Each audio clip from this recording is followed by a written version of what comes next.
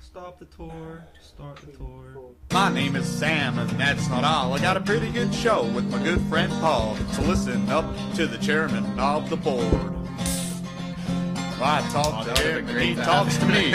We talk a lot of shit, but you get it for free. So don't complain, these gadgets cost a lot. So now we're at the end of the song, and everybody knows what's going on. So here we have the chairman of the, yes we have, the chairman of the board. Because we're bored. Hey. Bored. Very bored. That's happy. That's good. That's laggy. Yeah. No, it's alright. Once it goes down, it's fine. If it does lag, be sure to tell us. Hi everyone, welcome to the chairman of the board, episode 17. Is it? Yeah. Fucking hell. No, is it 17? 17. Oh, it's the 11th. You've just called the episode Pete. Yeah, episode Pete. Episode Pete. I'm Sam Valley, joined again, as always, by That was very formal. Paul Quigley. And we have a guest today, Pete. Texas Pete the Pirate. Yeah, you may have to adjust the microphone and stuff. Just if, I can hear me. You can hear me well. but Can that's y'all your, hear that's your inside your head voice. Oh shit, I hate that one. I'll turn It's always this up a talking, it little won't bit. shut up. It should be okay. It should be fine. Pete, you fucking came prepared. I did, He's got an except office. I can hear the laptop. It sounds like a warp drive bubbling away in the background. this Do you hear fucker's it? old, man. Like, this thing is older than I'm technology itself. thinking, what are you hacking into here? The Tor network. He's hacking into the Tor network. Pete was a guest. Was it last week Pete was a guest? No, Frank the was a guest week last before. Frank was a guest last week. Yeah. The week before And it was Sandy. with Lex, Lex sorry. Lethal. Yeah. Yeah, we had Lex Lethal on. Pete phoned in. Pete phoned in Yeah. and blew the doors open, all kinds of shit. So he's here. This is how easy Fucking it is. here. If you phone in, you can be a guest. You can. You can become a real It's guest that- if you've it's got that stuff easy. to say. On an up and coming podcast, ladies and gentlemen. Exactly. The number He's one here. podcast in Scotland.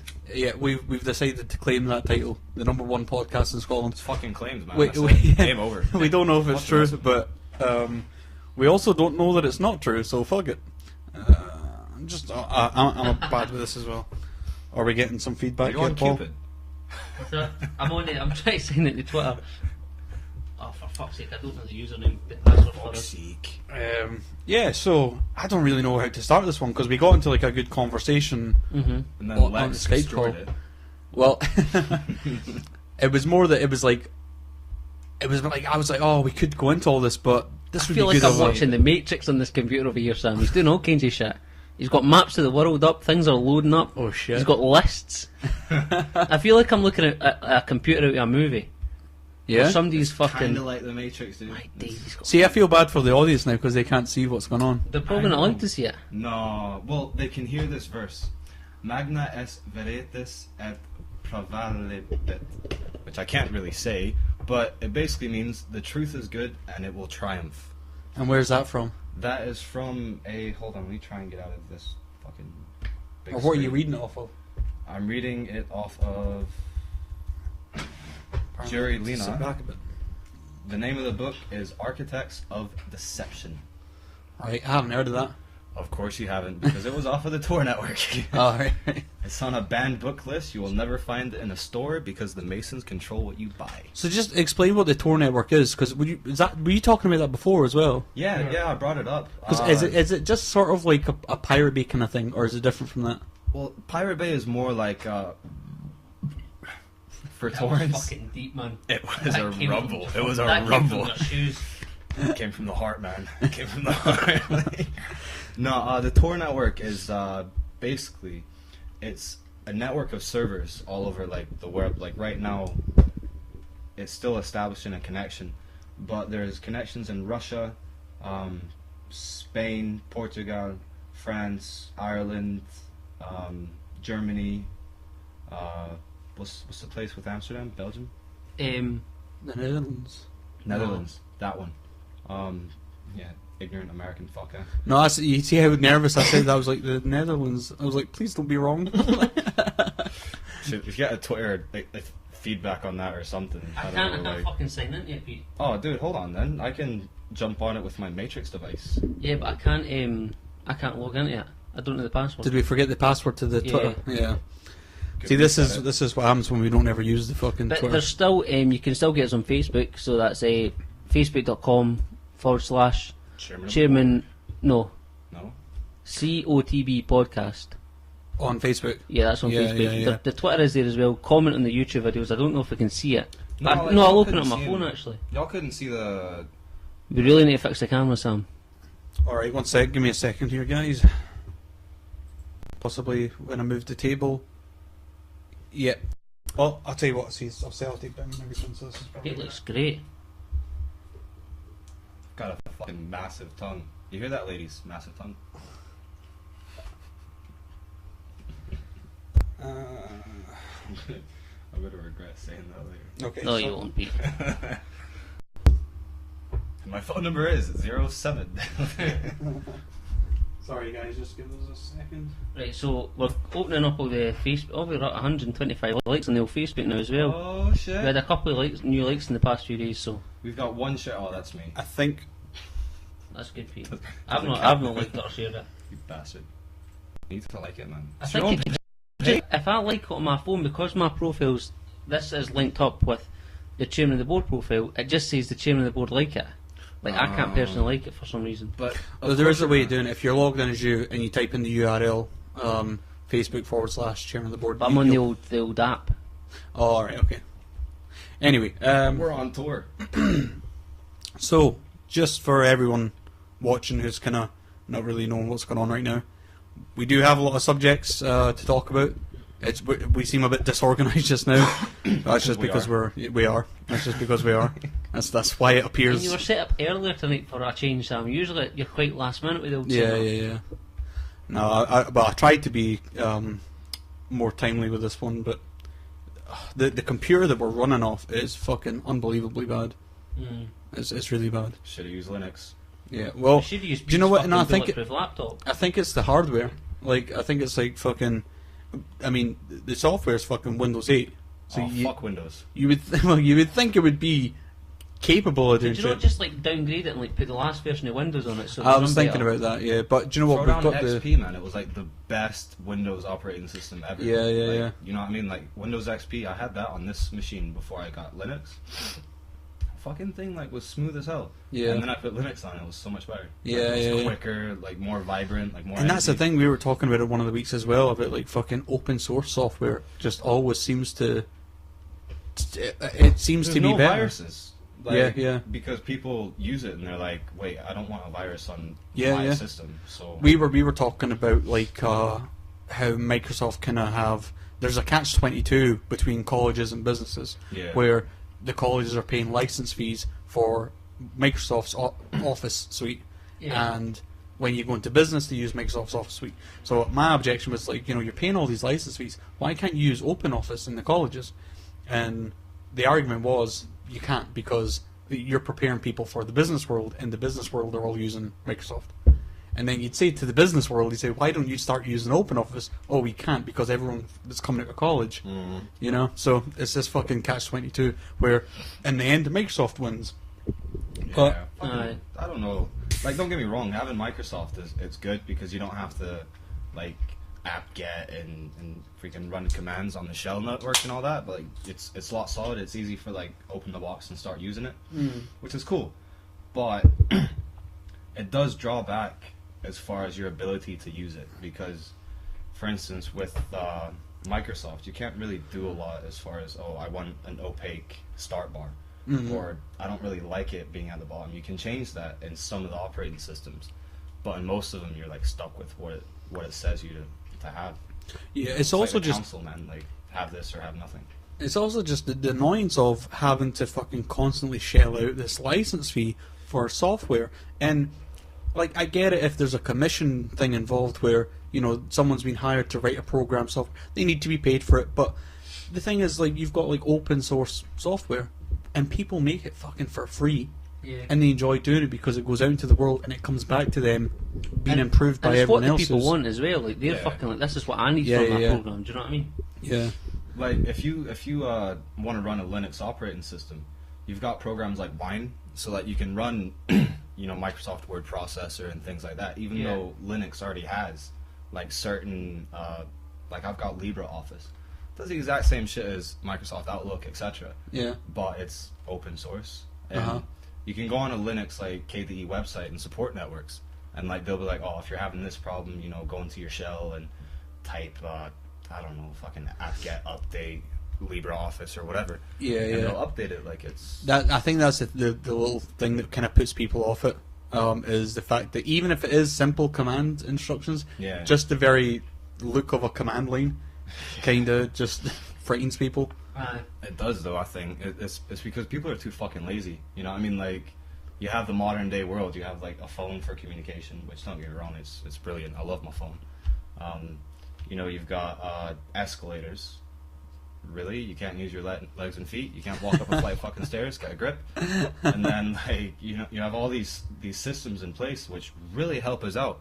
You know, they're immaculate technologies and things, and like things that really help us as far as our life cycle and etc. But they just make people lazy. Like, nobody wants to do anything for themselves anymore. You know what I mean?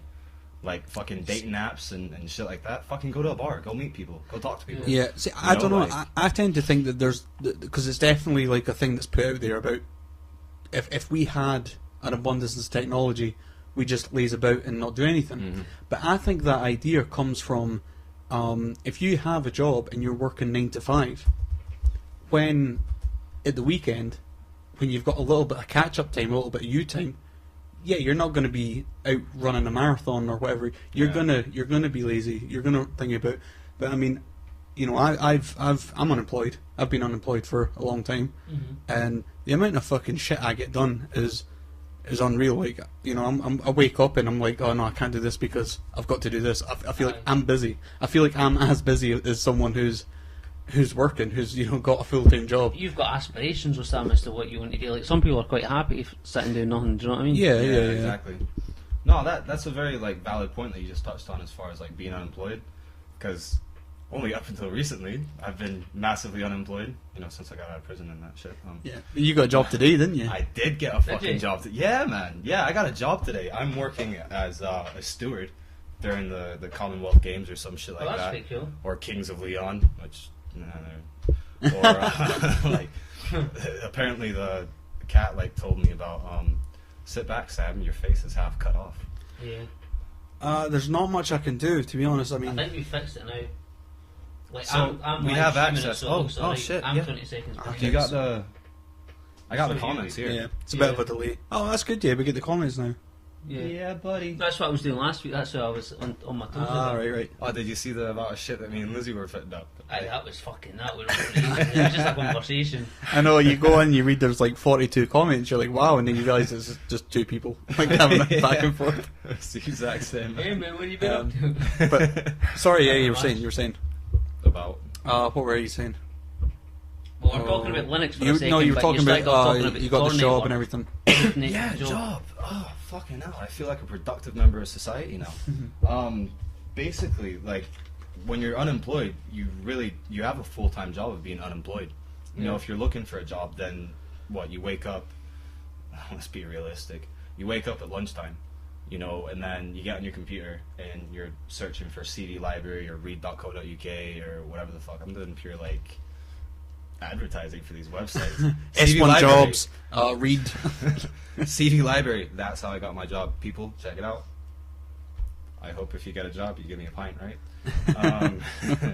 So, yeah, like, it's a full-time job being unemployed. Like, people don't realize it. But the problem with being unemployed nowadays is that people are happy being on benefits. You know, they're like, yeah, I can be on benefits, I can get some hash, I can sell that, you know, like, I can fund that, and then, like, see, it's fucking lazy, man. Yeah, it can, especially, and I think society perpetuates. Like, if you are at home and you've watched on TV and there is things like Jeremy Kyle on, and fucking hate that. And you watch Jeremy Kyle, and there is an air of, if you're unemployed, you're a scumbag, and I think people buy into it, and I think people tend to think, like, I'm unemployed, what can I even do? I think there's well, at least if there's not the potential there for people to be doing creative things, doing like things that they maybe enjoy, that maybe they don't have to be lazy and all that kind of stuff. I think there is still like this tipping point, regardless of whether or not, you know, people are lazy. There's a tipping point coming to the point where a lot of people are going to be unemployed, not through laziness, they might be lazy, but not through laziness, through the very fact that the jobs are getting eaten up by technology. Yeah. We briefly spoke. Just like the movie, Sam. Yeah. It's just like the movie. Well, so this is like. I've not watched it yet. It's just like the movie, Pete. Oh yeah. Yeah, and I mean, it's the thing. I try not to go too much into all that stuff normally. Yeah. Because I don't want people to be watching this under the impression that this is a will work for free podcast or a Zeitgeist Movement podcast, you know. And the reason I don't want that is because I think then when we do start talking about crazy stuff, it might get like a bad reputation kind of thing, or it might feel like I'm doing a disservice to you know. So I don't want that association, but you know, obviously I kind of stand by everything I've done with that, and I mean it's conversations that still to this day I'll have, like I've had arguments with friends and stuff like that on Facebook over all this stuff, but the way I see it is like regardless of whether being unemployed makes you lazy, because I don't know, I mean I think you can be unemployed and lazy, and probably being unemployed and having no sort of what's the word? Drive. Ambition.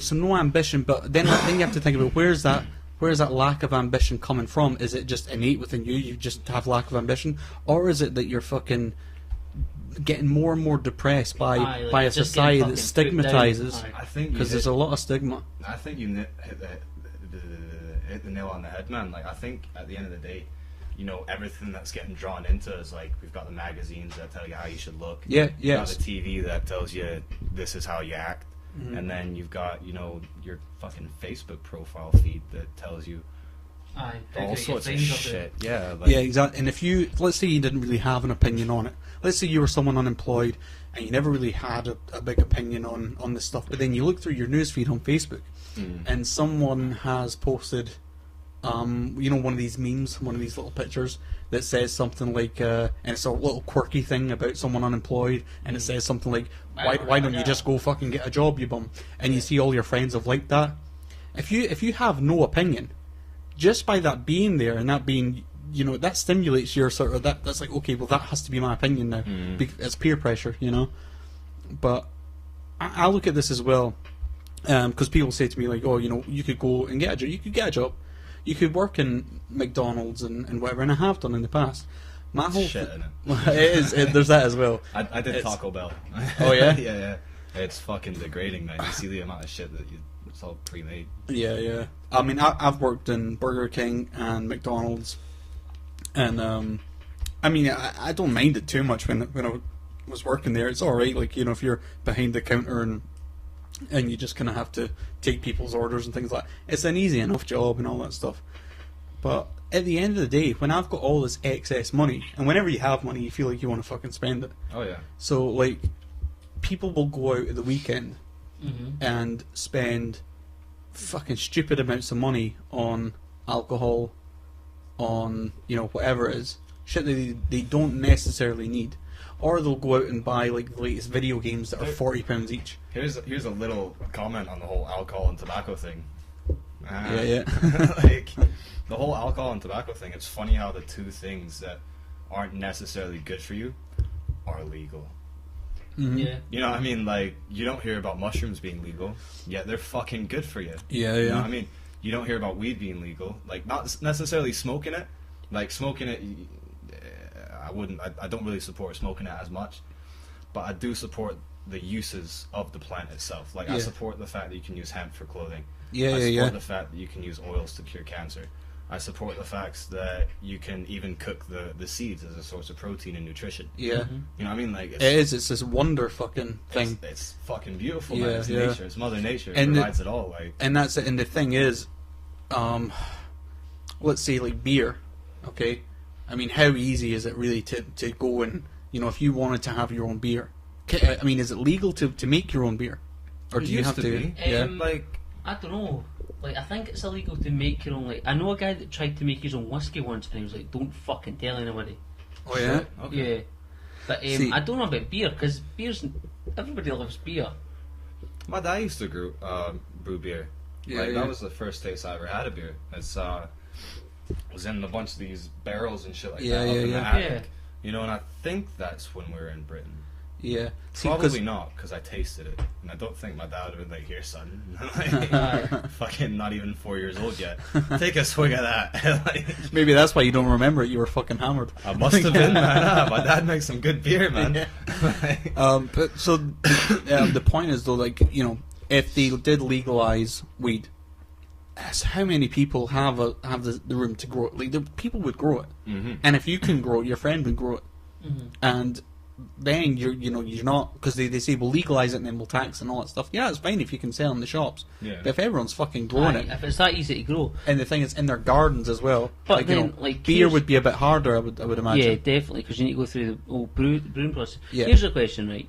Like, you're saying about how weed can be taxable and all that kind of stuff if they decide to legalise it and sell it. But you're saying, like, fair enough, you can grow weed, right? Like, I feel like this is going to be a stupid question, but I've never actually thought about it before, so I'm going to ask it. Right? Questions are stupid. Right. Only stupid answers. Why could you not... Sorry. Fucking brilliant. Right, why could you not just grow tobacco? Well, you probably can. Yeah. Like, that was I thought there was going to be more to it than that. No, like, why could you not? I think you can, and I think that would be it's something that you can do. Funnily enough, a really, this is so complicated, but a really good friend of mine was promoting. She'd done an internship for this project called Niwa. Right. Niwa is actually making these grow boxes that have a smartphone app. That it's on my page if you guys are wanting to fucking check it out. I've got it as public, and there's a bunch of other shit that you might want to check out as well. Yeah. Do you want us to put your page and stuff in the description? That could work. Hey, Fat Life. If anyone's listening, Fat Life. But yeah, basically it's like this smartphone app that can make you like a professional horticulturalist. Like, so you can grow anything in these boxes. Right. And I helped her a little bit with it on one of the points and looked up different, horticulturists, gardeners, urban gardening, etc. And like, dude, the thing is fucking brilliant. Like, it's a really cool little invention.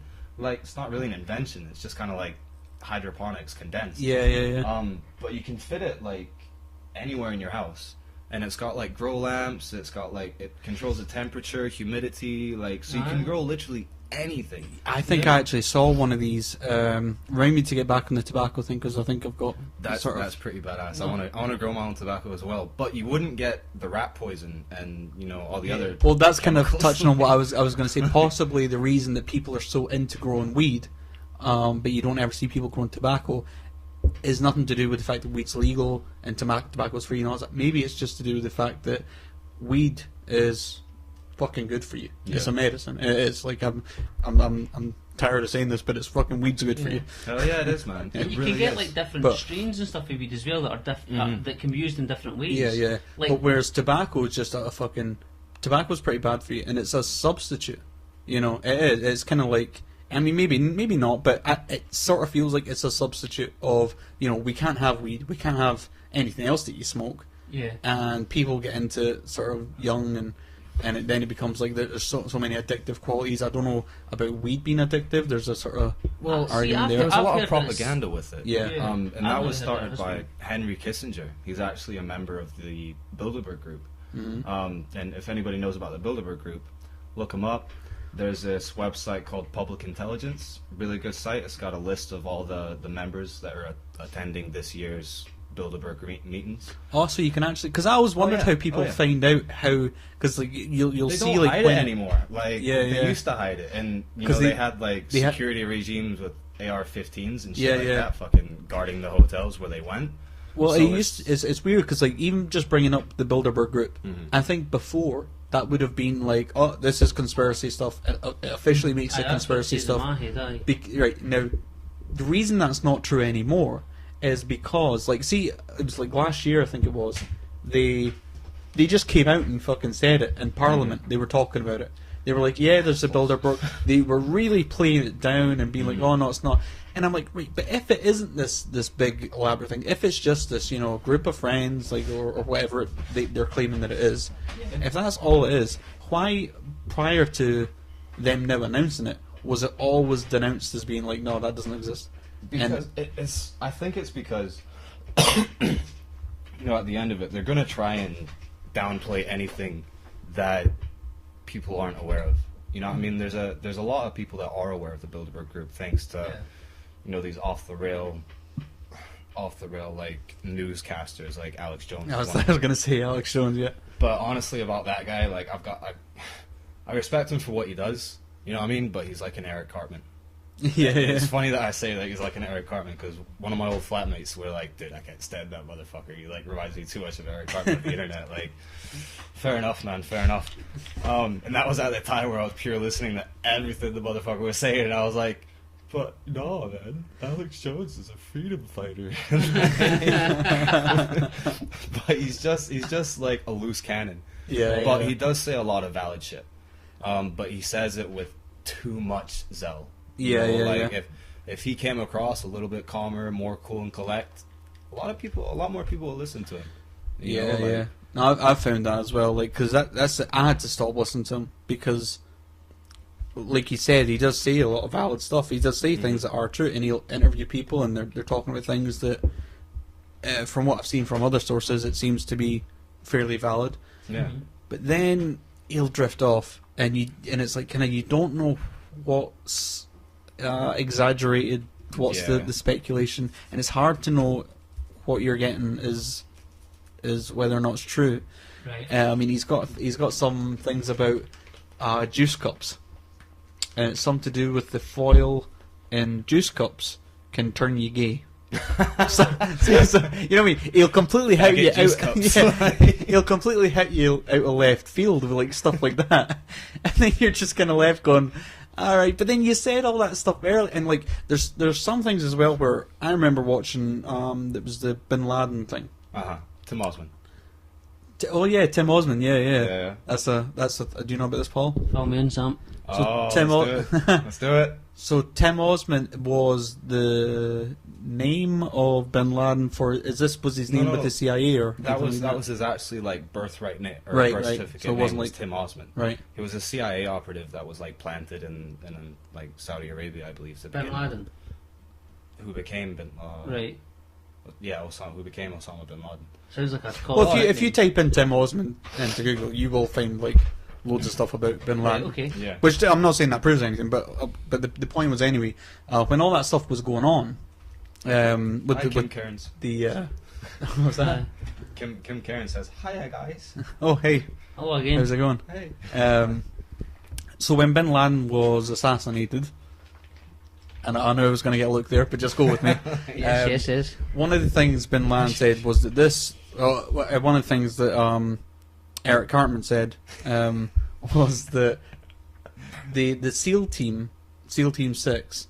Yeah. He said something's going to happen to them. I remember this time. You were fucking going ape shit. I was like, I fucking knew it. Well, Alex Jones said, I called that shit. Well, Alex Jones said that something would happen to them because if this was all ploy and if this was all stuff, those people would not be, that team would never be allowed to be interviewed and all that stuff. Yeah. And then it was like, just a week later, a couple of weeks later, the fucking helicopter came down, and it was the very same SEAL Team 6. Yeah. And not a lot of people fucking put two and two together, even though both events were in the news. Yeah. Now, like SEAL Team 6 was never as much publicised, I don't think, as this is the weird thing. You'd never heard of it until. And I don't know, it's weirdly, you always like hear these things, and it's like you never hear of it until something conspiratorial happens. Then you seem to hear about it all the fucking time. Yeah. Like, we were watching 24 was on the other day, and they started talking about Diego Garcia. They started talking about the island where the flight, the Malaysian. 730. Yeah, so there's the theory that it landed in Diego Garcia. Then on 24, they're fucking talking about Diego Garcia. Was it 370 or 730? Oh fuck, I don't know. It's one of them. It's one of them. Too. Come on, give us a YouTube comment, guys. Because I'm sure we talked about that a couple of weeks ago, Sammy. That shit was crazy, but yeah, we did a whole fucking show on it, and it's interesting. See, I take the stance of I'm pretty much the only thing I'll really sort of commit to in terms of I'm like 50-50 most of the time down the line. The only thing that I really go with is like science, and if something's being completely proven, I'm happy with that. Yeah. But I do like to talk about other things, and because it's fun, you know. But I worry that sometimes people they take it too seriously. Like, oh, he thinks of the plane. No, I'm just talking about what's being said out there, and sort of speculating on that, commenting on that. And the problem is with that, I think, is that people need to like recognize what's being said and be like, okay, that's his opinion, or that's his findings. You know what I mean? But the best thing to do about any of these things is to like look this shit up for yourself. That's it. You know what I mean? You've got the internet there. Yeah. And if the internet's not giving you the answers that you need, look up other forums. Like I mean, I give a pretty powerful tool, the Tor network. Fucking brilliant. I've got one window this open. as well. I don't understand what it is. When you were talking about it on the phone the other week, I thought it's just like a torrent site. Like you can fucking get your movies there and all that kind of stuff. But is it more than that? The funny thing is, this isn't just any torrent site. This is an M&S torrent site. It's Marks and Spencer's. Like, sending bullets for Palestinians. Anyway, but what it is that in essence, the Tor network is actually like you have different layers of the internet. So you have what some people have actually heard of as the dark web, where you can find pedophilia and all sorts of shit. That's what's it called? The black web, the dark web. The dark web, yeah. But see, that's like counter. Like that's just like being like, oh, you can find this, so don't go on it. Because most people look at that as like taboo, and they're like, oh, well, we don't want to see taboo. Yeah. You have to be fucking retarded to pull up child pornography. Yeah. Unless you're downloading an entire website, you might find it by accident. It's like on both levels. One, like sexually, if that's what you're into, you're a fucking idiot. Yeah. On the other or thing, you're a politician. Or you're a politician. and on the second level, if you happen to be into it, maybe you're a fucking idiot. But if you happen to not think you're gonna get fucking caught looking at that shit, right? You know? Yeah, you're a fucking mug. Yeah. You're doubly retarded. Definitely. The thing is about the dark web, so to speak, is that it's different layers of the internet. Right. And this is actually like the lower level of it. So you have Google, Facebook, and all that, which is like the normal internet. Yeah. It's like facebook.com, read.co.uk, you know, bbc.org. Yeah, exactly. Yeah. The Tor network is like .onion, .ace, fucking right. U5Z. So does the Tor network help you? Is it kind of like a search engine in that way that helps you find? You have search engines on the Tor network, right? Because I think with a lot of the dark web stuff that doesn't even show up on like Google, does it? No, you'll never find it on Google. Like So, this but website I'm on right now. like you couldn't go into your address bar and just type in dot. Like no, you'd be able to do an onion. address bar, I think, but you won't. You if you knew the proper URL. Yeah, but like you wouldn't be able to search Google. Like it won't show up on Google. I don't think. I'm actually not like going to China. say this address line online because I don't want it getting shut down because I love it. Should I take my glasses off so I can't see it, Pete? Fucking take your glasses off, mate. Take them off, man. But here's one. It's a deep web. What it's called Onion Directory, Deep Web Link Directory, Hidden Wiki Mirror. So it's the original WikiLeaks. It's the WikiLeaks that is under the actual WikiLeaks that's edited by government websites. Mm-hmm. So this one is actually because that was something I always wondered. Like, I never really read too much into the whole WikiLeaks thing. Like, I understood the basic premise of it, but I was like, it's still fucking there. So how is it? Well, like they can't. It's like Silk Road. Have you heard of Silk Road? No. Silk Road was this fucking amazing website that you could literally order anything. You could order fraud equipment. You could order chemistry equipment. Yeah. You could order fake money. You could order fake certificates, fake passports. Wow. You could order drugs, anything from dimethyltryptamine to 5-MeO-DMT to cannabis to acid. You could order guns, but they shut that down because, well, fucking all the shootings and that. Yeah. So they're like, we don't want that anymore. But this is what I'm saying. Set Like, up a bit if different. there's these different layers of the internet, like, and obviously at the top layer, like you're saying, like about Facebook, Google, and all Facebook, that, and all that kind of stuff, they've got like control over that. Yes. So how can you still get WikiLeaks on that then? It's because it's a toned down version of WikiLeaks. Right. Okay. So It's still WikiLeaks. Like, I'm not an expert on this. Like, So, subject, like, when I but- go into that and I'm like, oh, fuck, I'm on WikiLeaks just now, I'm getting some real insider shit here. That's the stuff that they're like, it's alright if he sees that. Yeah, like, Right. that's the crazy thing about the internet is that a lot of it is unedited, but then again, a lot of it is like these prepubescent teens that have nothing to do, and their father hates them, or they hate their father. I'd say the other thing as well is like WikiLeaks kind of exploded into the mainstream, and it was Yeah, it almost did. like unintentional. So if you went on now and tried to find it and it didn't show up on Google, then it would look that weird. would be a red Aye, flag. I'd That would see be like, that, what aye. the fuck's going on? Right, that's cool. So Right. maybe there's a. Like And an then example of a website on this is I don't know the alphanumeric thing like Delta, whatever. But the ones I do know, I'll say. The ones I don't, you'll recognize because I'll make it up. Right. So this is like Delta, Indigo, Romeo, Ned, Xylophone, Delta, Ray, Alpha, Yoga, Gamma, Bravo, Indigo, Foxtrot, Gamma, Charlie, dot, Onion. Right. And That's the actual web address. Like Oh, right. that's if you type that into your bar on a regular internet. don't actually be typing in Bravo, and if you didn't get what he was saying there, you don't deserve to find it.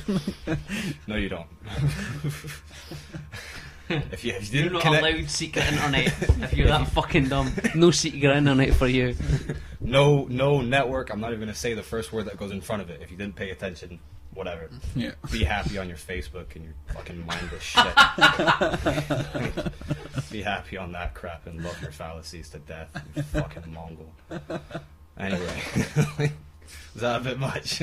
No, man, not at all. I'm sure that our the audience platform, appreciates. Pete? There's probably a lot of people here that are just like I would imagine that the majority of the people that are watching this would be I in think they're agreement. relatively queued on. I think man. so, Like, yeah, You know what yeah. I mean? Because for a start, to find like a podcast and have the patience. Yeah. You're kind of intellectually grown anyway. Yeah, you Yeah. can. You know, like Just true. you know, like listen to It's true. a 5-second clip. Aye. It's true. Give me It's very true. entertainment now. No. And yeah. No, it's very true.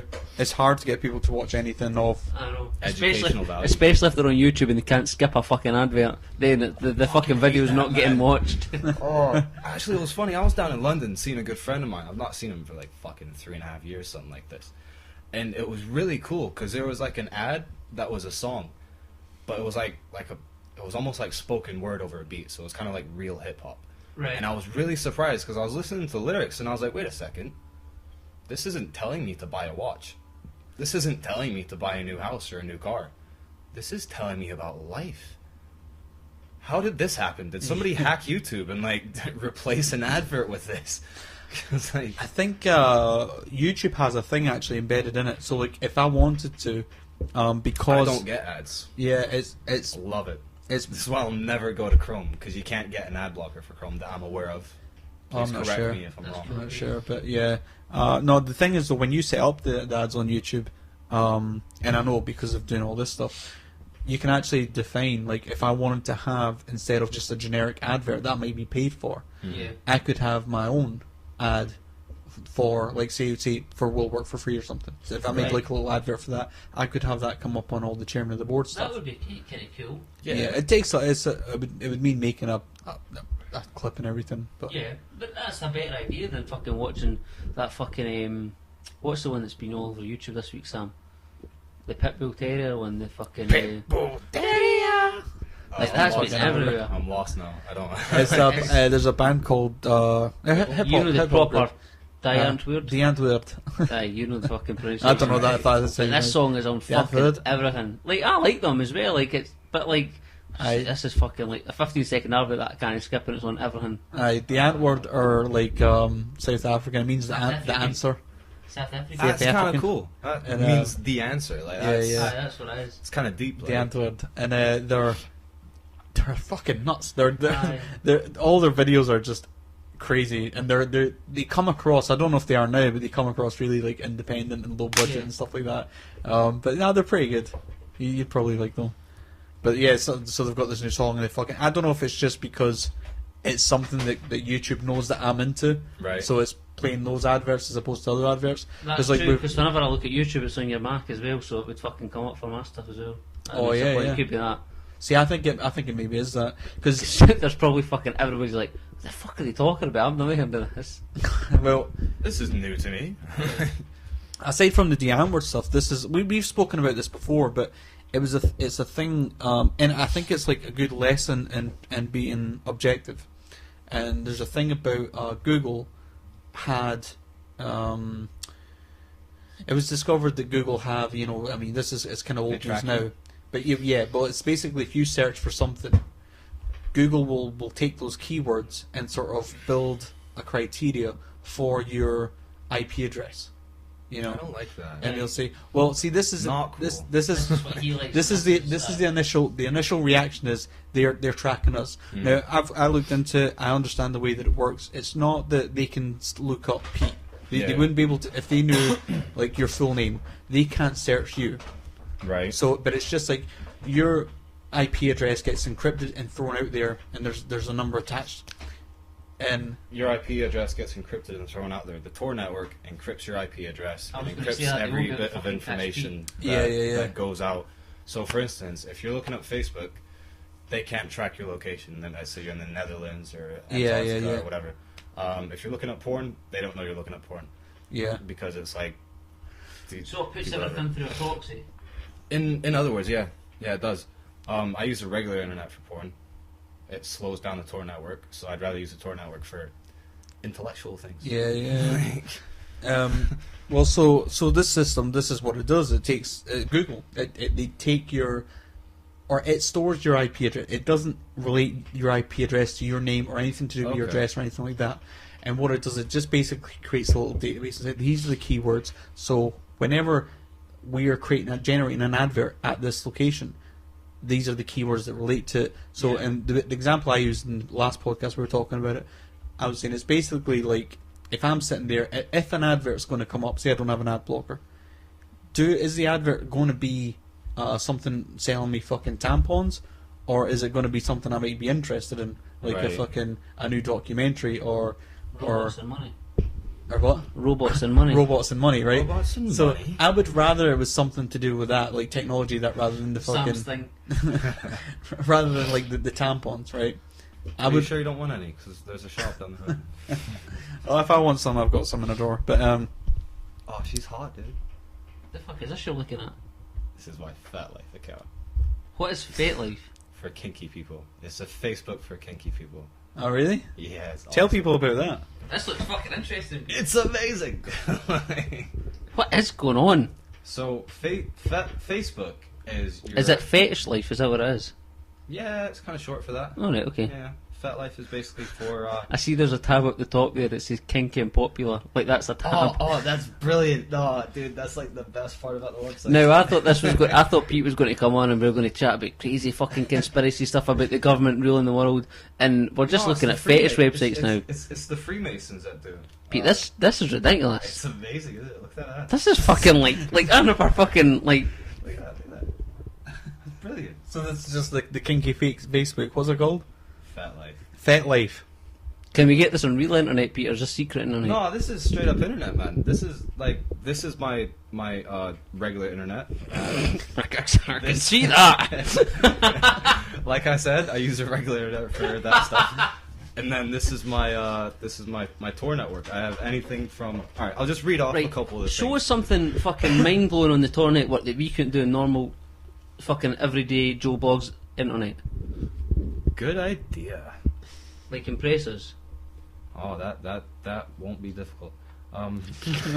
So can you just click on any and that? Is this like I don't understand this? All right, well, I'll just read off and then you tell me one to click on. How about that? All right. Sure. Right, and what's it? Is this going to open like a Word document about something that's going to tell me secret shit? No, this will open up another page which will give you a list of PDF documents which you can then download and then you can read off of that.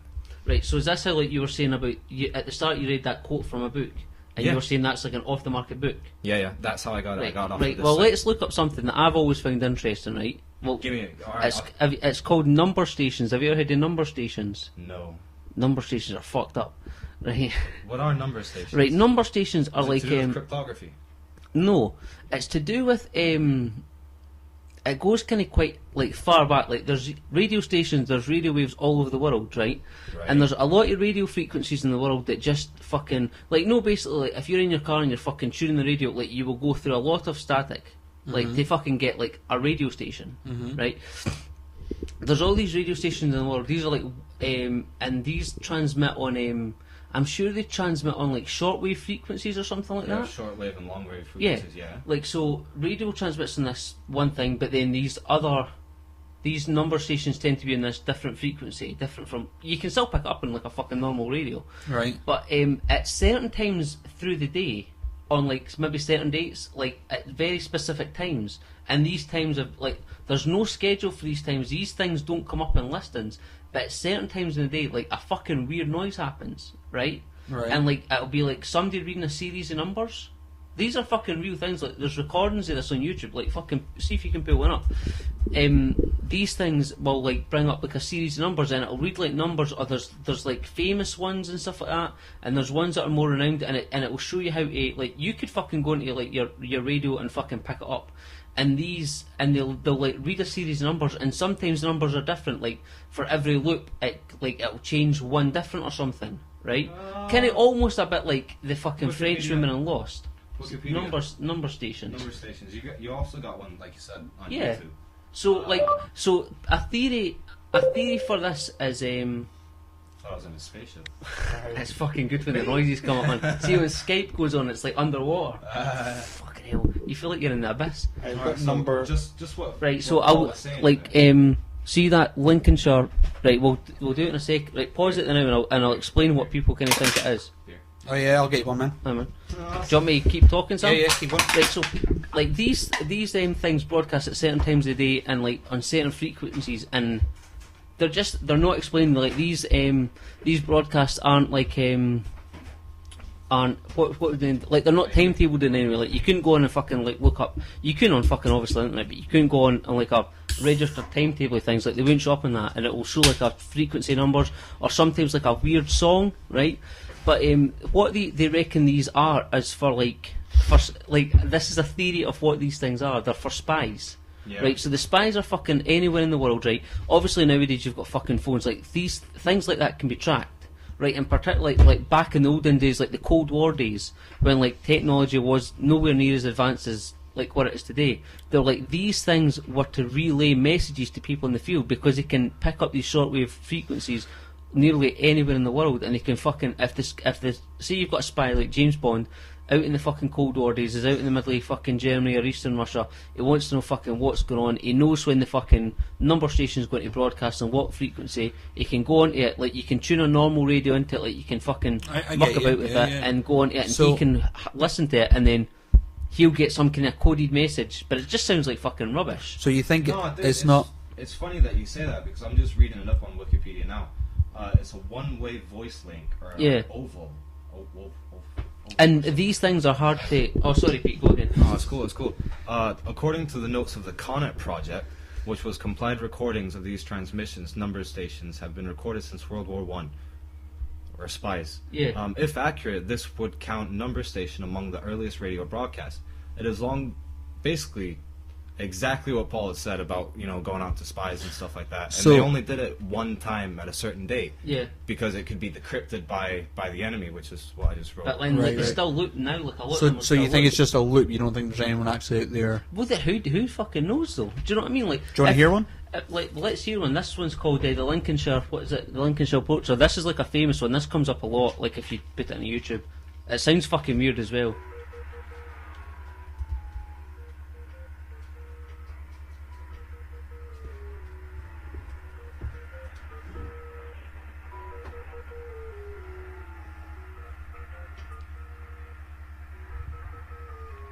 Can the people hear this? Yeah. Cool. It's quite long. I'm saying it's quite long, but they were saying like. So is that it? Is that the thing? It kind of basically goes like that. I'm sure from what I've heard about, like I have obviously like listened to them, but like you can see that video's like nearly 9 minutes long, but like I think towards the end of it, it'll, like after it finishes playing, like it sometimes would say like a number, or it'll say like fucking. It'll say something, do you know what I mean? But it's not like a fucking, like, it's not like somebody comes on and goes like 17. Like it'll be like some weird fucking like pre-recorded voice going 17. It's fucking, it is really weird, and these things are fucking like, they do look, like there's a lot of different ones. There's ones that are like spoken voice, and it's like this weird fucking like, it's not a real voice, it's like a computerised voice, but obviously like an olden days computerised voice, like a fucking tape machine. Fucking like, please leave your message followed by the...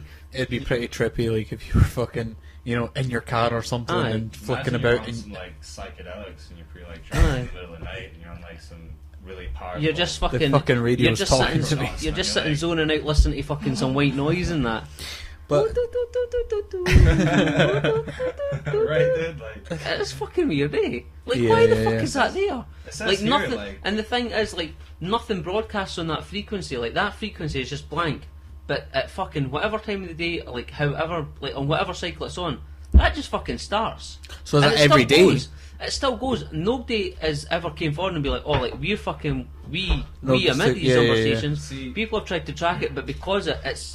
in some... Like, they can't pinpoint where it comes from. You know, it just says right here, like, no government has acknowledged the operating of these systems. Like, they're like, right, well, we don't acknowledge this, but supposedly the Daily Telegraph has quoted a spokesperson for the Department of Trade and Industry. Yes, viewers, I am reading. The government department at the time regulated radio broadcasting in the United Kingdom as saying, these number stations are what you suppose they are. People shouldn't be mystified by them. They are not, shall we say, public consumption. So, in other words, that's a typical government response saying, you don't need to know. Yeah, but... That's a weird phrase. These are not for public consumption. That's a weird It's kind of funny. Yeah. Like, so aspartame and other neurotoxins are? See if we can find a different... Don't go for the same one, obviously. So you want to get on with, like, talking or something? So this one's called what, Sam? This is... The Swedish Rhapsody number station. That sounds fucking weird, eh? The birth of dubstep. Yeah. You'd have to have somewhere that, like, some sort of thing that deciphers it, though. You wouldn't be able to listen to that and just be like, oh, I know what you mean, surely.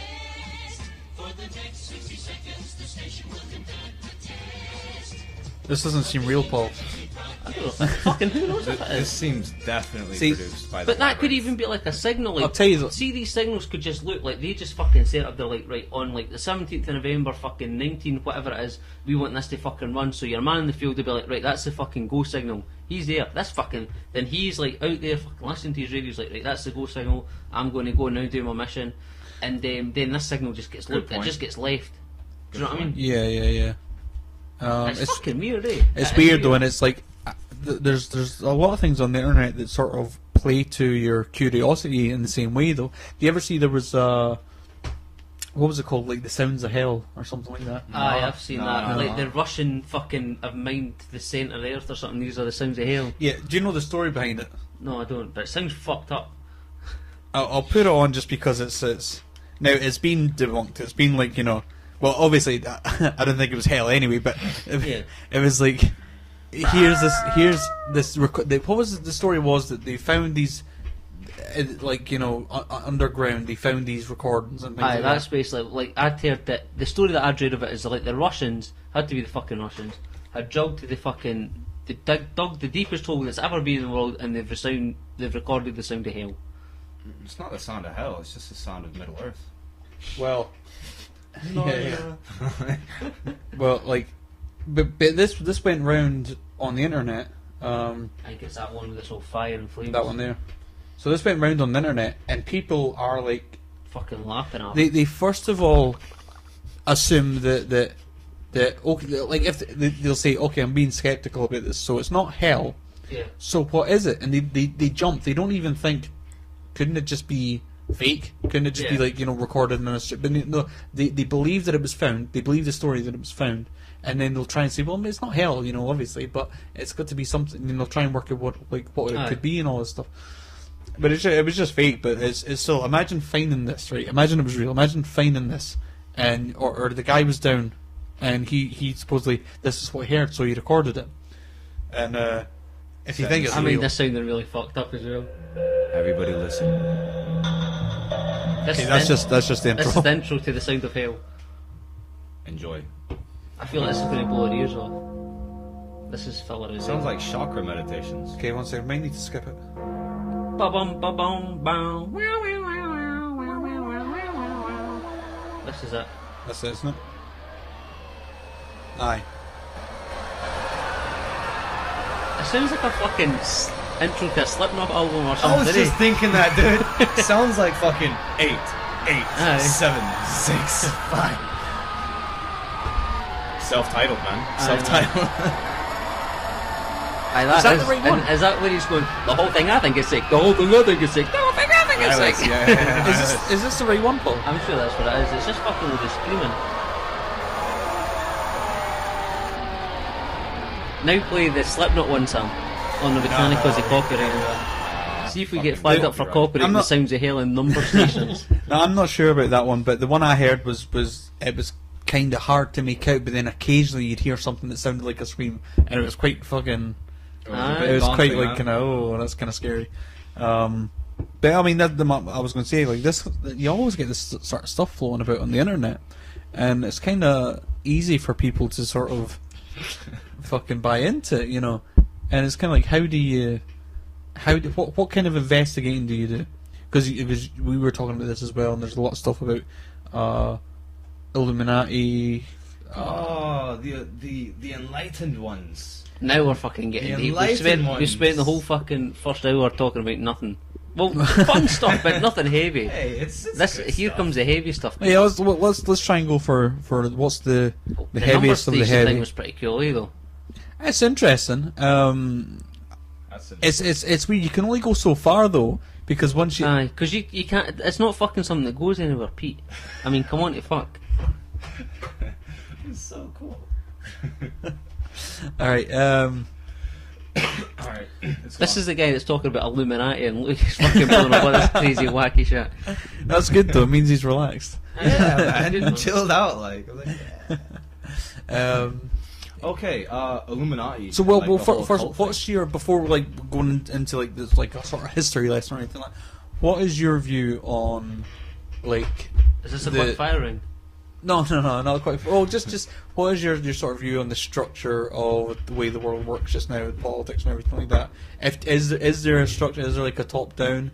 You know, a lot of people say it's like a pyramid scheme. I get you, and I think what it is that it's kind of like an illusion of the pyramid because it doesn't actually exist as a pyramid. What the reason why people think it's a pyramid, and you have the top, which signifies the 1%, if you want to get into the whole Occupy Wall Street type shit and quote that, it is kind of like that.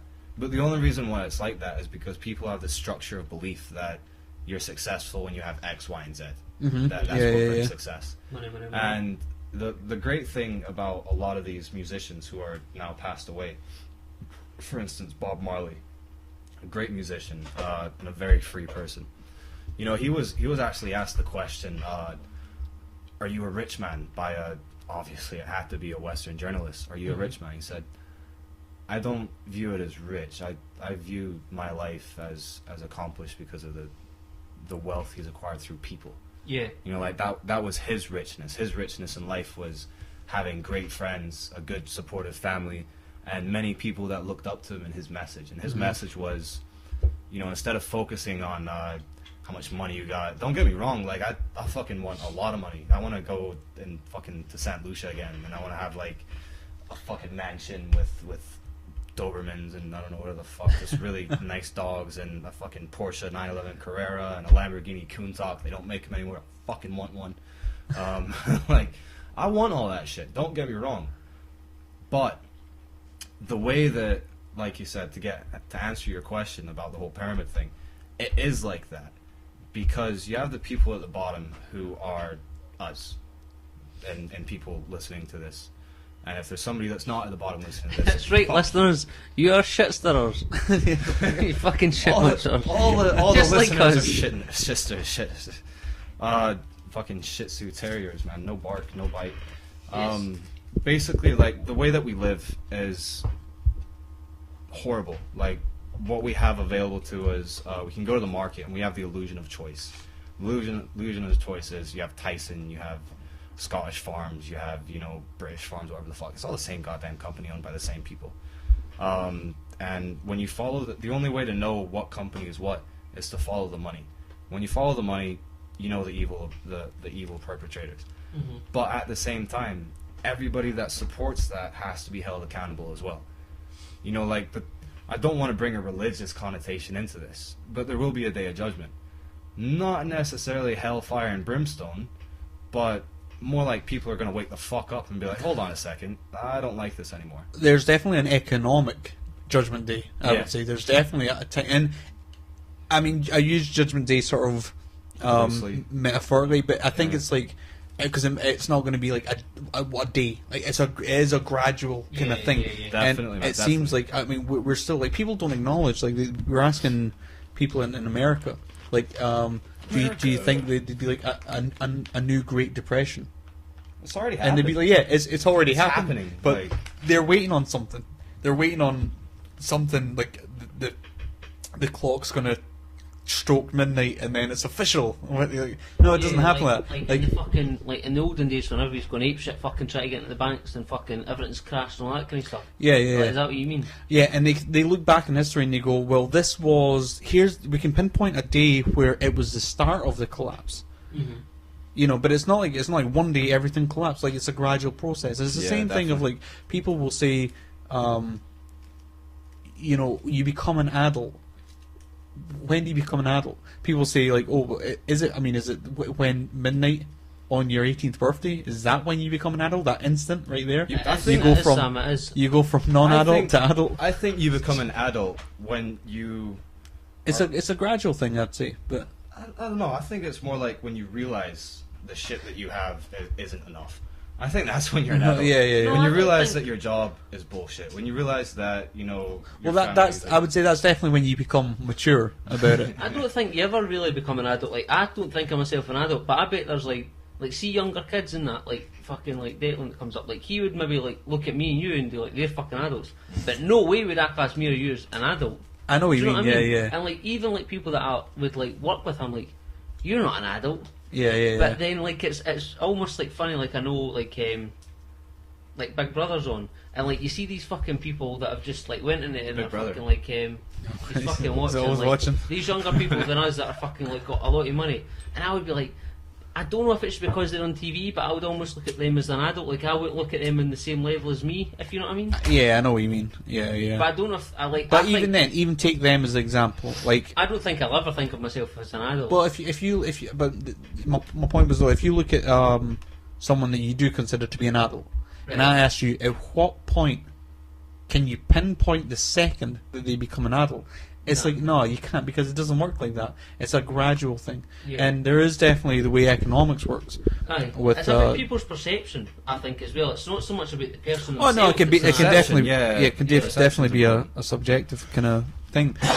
But definitely there's an economic, I'd say, judgment day, because there is, like, I'm not sure how much you look into, like, the monetary system and all the way that money is brought into existence and all that stuff. Yeah. But basically, we were circulating this money, and it's all owed back to the banks, and everything that's in your pocket is owed back to the banks. Yeah. Everything that you credit have, is debt. Like, whenever you look at your bank statement, it says debt. Yeah. It's like, really? I thought that meant I had money. Yeah. And so the idea is, with the way economics is set up, every penny that's in everyone's pocket is owed, whether or not you've earned it. That actual physical coin is owed to someone by someone, because the only way it came into existence in the first place was through a loan. Now, that would be fine if we were just circulating this borrowed money and all this stuff, but the problem is that there's interest, and interest just comes out of fucking nowhere. It's not created. So over time, there's more fucking money owed back than what there is in circulation. And that's what it's like just now. Exactly, there is more money owed than what is in circulation. And so there will come a day, and it might not be a day. We say Judgment Day, but it might not be like a fucking 12 o'clock stroke in the midnight. Yeah. But there will be a time when it's like, oh shit, okay, all these debts can't be paid back. Every country is systematically becoming fucking bankrupt. And all of a sudden, you know what as well is going to be weird about it? We're going to look around and we're going to say, look at all the fucking resources we have. Yeah. Look at the planet that we have. Look at the trees that we fucking have. Yet, all of a sudden the world's poor because there's no money. there's something about that, about the whole resources that we have, because of the monetary market system that we live in. You know, it kind of has value on those resources, but not really.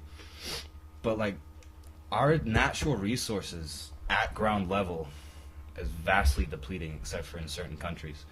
Mm-hmm. Like the countries that aren't really owned by the Rothschilds as of yet. Yeah.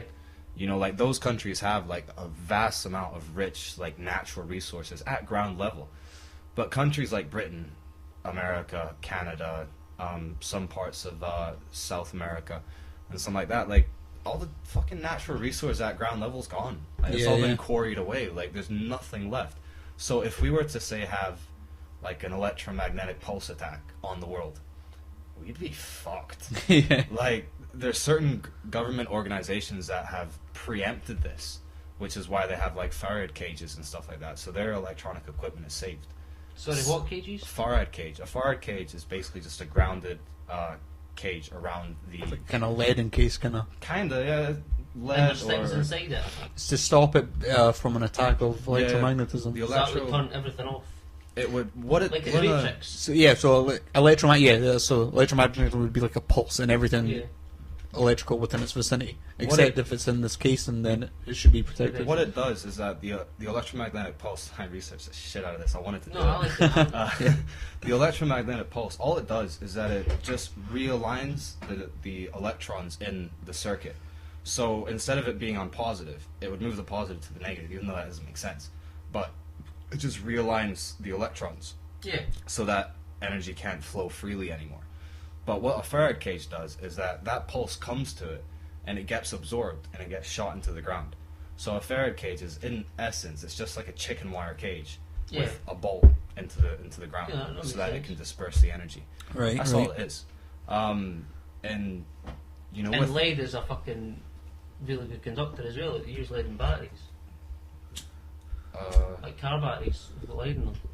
All right. So that conducts the electricity to the ground, takes it away from whatever's inside them. Yeah.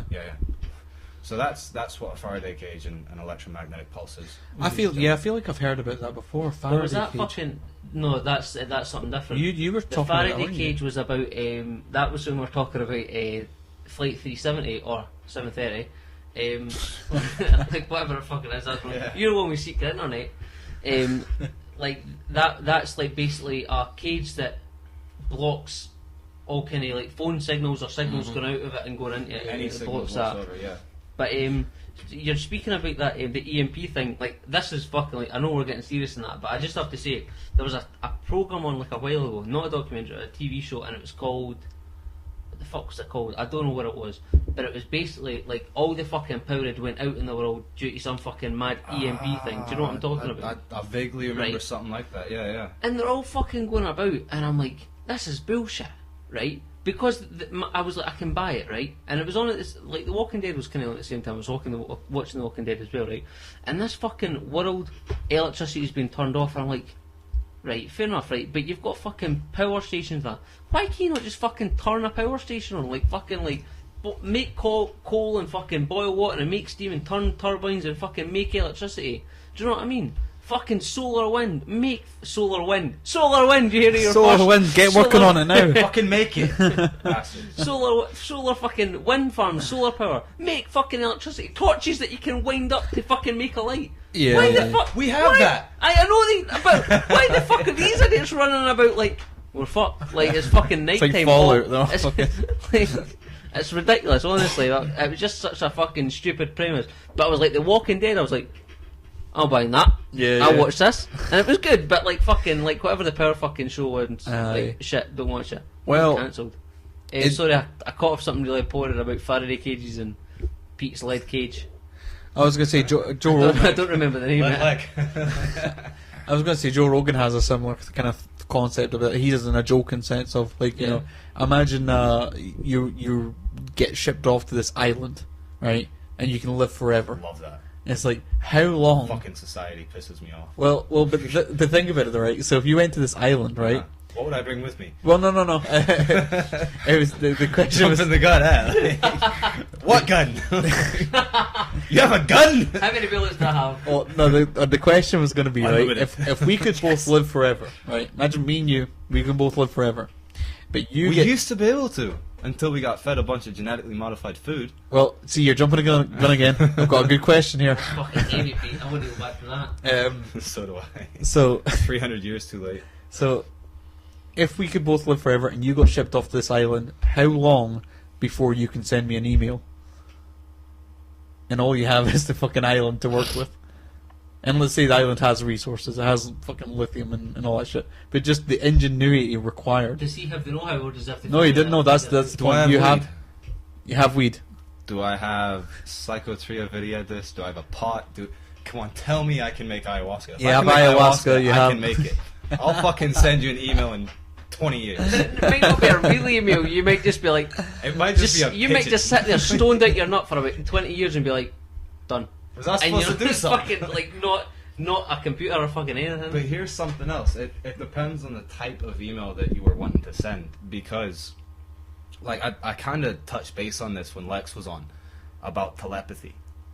Right. Right, Right. yeah. And Shit's getting real. you I'm know- gonna get a beer, Zen, do you want one? I'm Okay. good, man. I'm good. Thank you very much. See, Thank you, fucking Mr. service with a Bartender. smile, man. Shit, now I need to get myself one. Top that, fucking Weatherspoons. Yeah, you need to go up to the bar and fucking order yourself. I What's that know. about? What the fuck, man? Here's where I we had a go great down idea. in a nice glass Here- or something. Here's an idea. Speaking about like service and that, I think it should be fucking mandatory that elderly people should get their groceries delivered. Because I was outside on the porch today Good and I was idea, having a especially coffee. in winter. Yeah, man, fucking any time of year. And I was having a coffee, as you do, with a cigarette. As On you the do. porch. On the balcony. Alright, I was going to say it must be the only Fucking porch in fucking the United Kingdom. Hey, no, we were selling porches at this mad penny cook shit. Oh, Like okay. sell porches. Want a porch? Remember Want a that one in porch? Scrubs when he had a porch and he just lived on the porch? The old I guy. don't remember that. The what? The old no, guy. I think it was JD and Turk. They had a porch, like something had happened. He bought like a house, but he didn't. He bought like a plot for a house, Uh-huh. but he didn't have enough to have a house, so he just had enough for a porch, and he just had a fucking porch. That's hood living.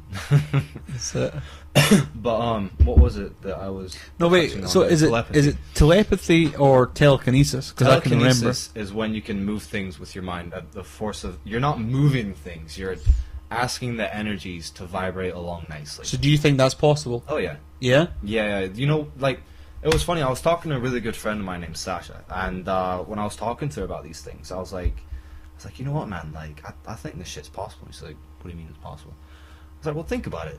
If we weren't fed half the shit that we're fed from the supermarket, or half the shit we drink, willingly, Protein shake up there. hey, that's a good fucking protein shake. Chocolate Smooth, myprotein.com. There you Is go. it- or is the man Little bit just of a feeding you sponsor that? here. And what's the name of the website? Myprotein.com. Myprotein.com. Absolutely You now owe us some money. You hear that? You owe me some free shakes. Yeah. Booty shakes. Sorry. Fat life. Get on it. Right. So if we were healthy, If we were like, because I said this to another friend of mine. It was like she was talking about like getting supplements and things like this, and I was like, she said to me, she was like, well, what if I'm better on these supplements than I am off them?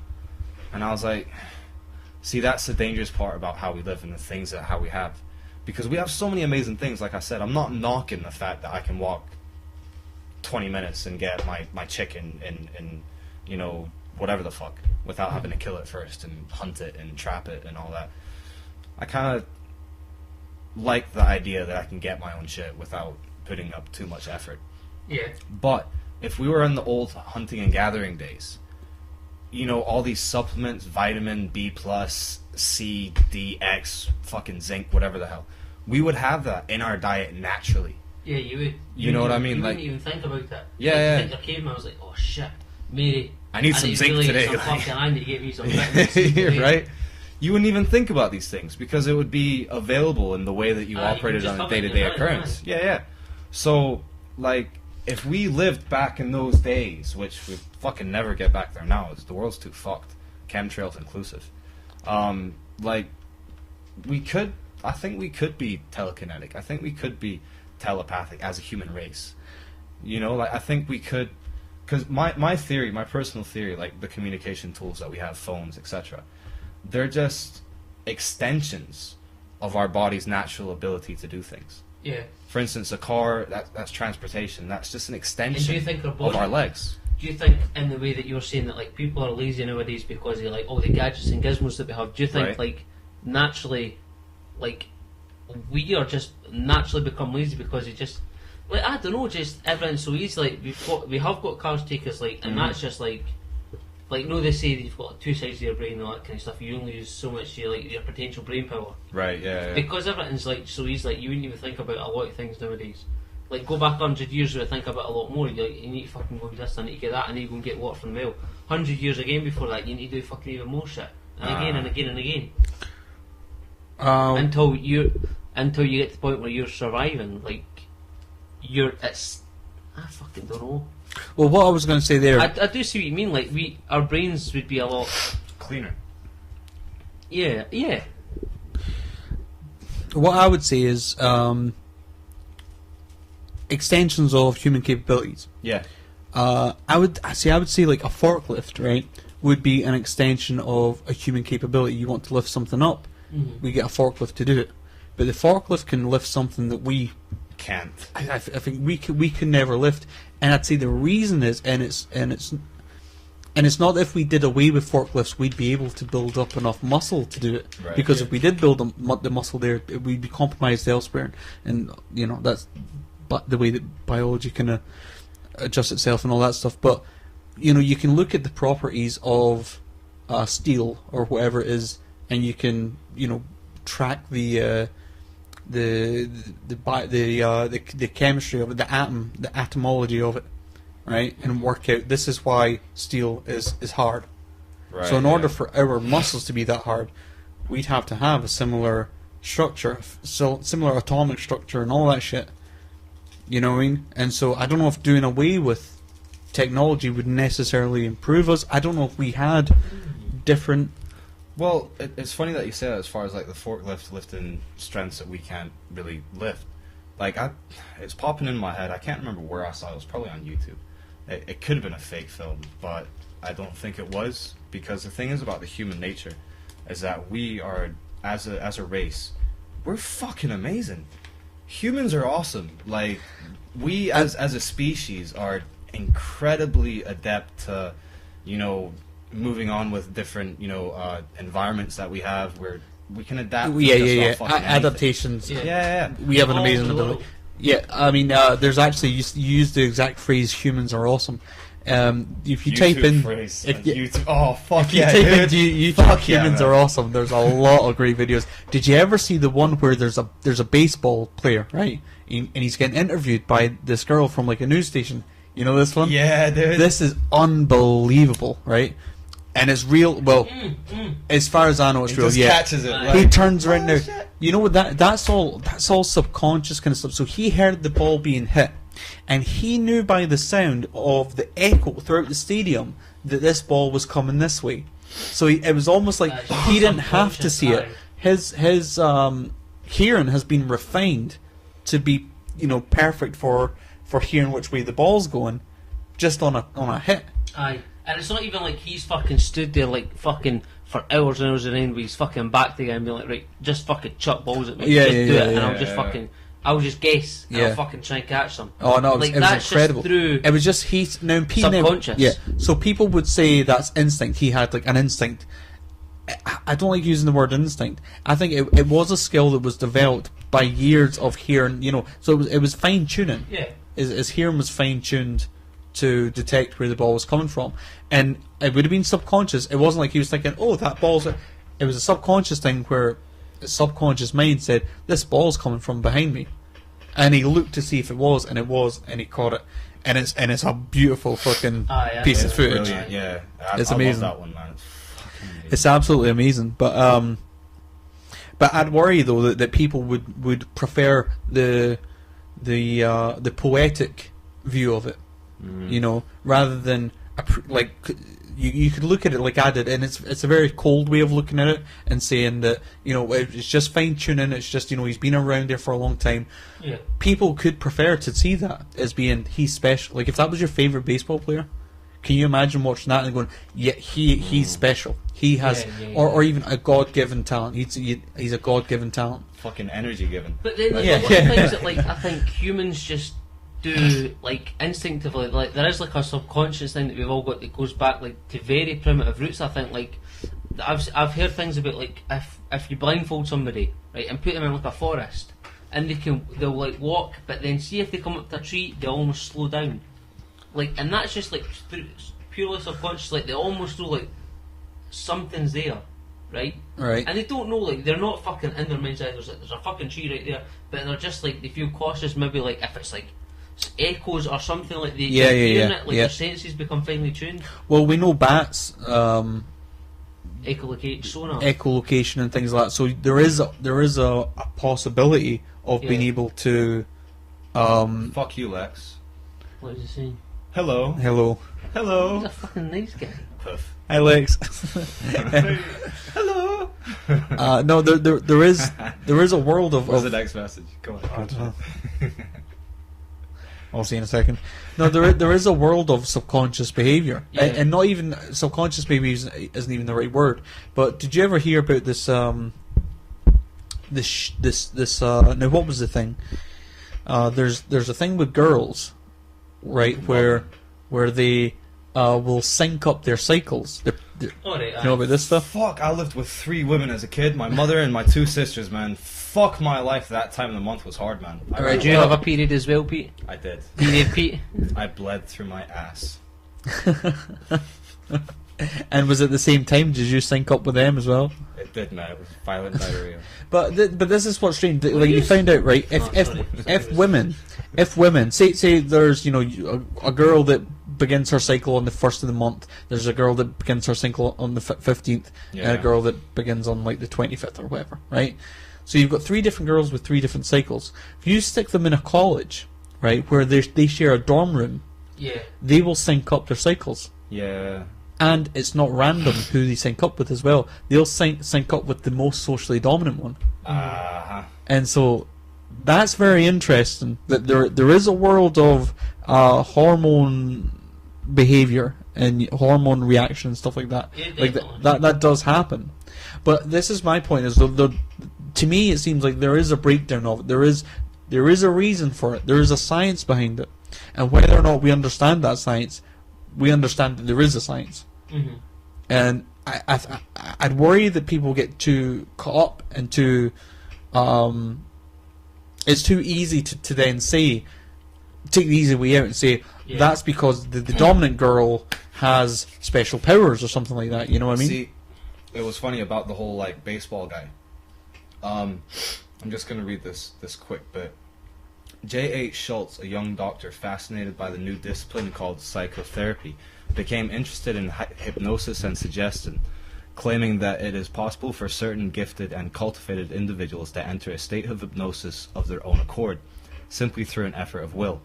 The idea of hypnosis had originally been proposed by Oscar Vogt. When questioned about what they saw and felt, subjects would often report an initial impression of, can you read that? Chiaroscuro, like a twilight space, which would soon start filling with spots, veils, lines, shadows, and shapes. All these images seem to appear against the backdrop of the eyelids in so-called visual space, similar to what you would see staring at a bright light, then turning away and closing your eyes. I've seen that. The point was, I read the wrong bit, obviously, but basically it's a good thing. Ladies and gentlemen, you can get this off the Tor network. It is called Mind Powers by Christian H. Jadofri. It's called Mind Powers: How to Use and Control Your Unlimited Potential. Fucking brilliant PDF. I would contribute something to that line of thought as well, actually. Fucking brilliant. Because I did a thing where we went to see. My mum used to sell psychic stuff, gift. She had a psychic gift shop, so it was all crystals and Buddhas and things like that. And so she used to go to these fairs where she would be selling her jewellery, stones and little things. Yeah, so I mean, I'd often go with her and stand at the stall and help sell all this stuff.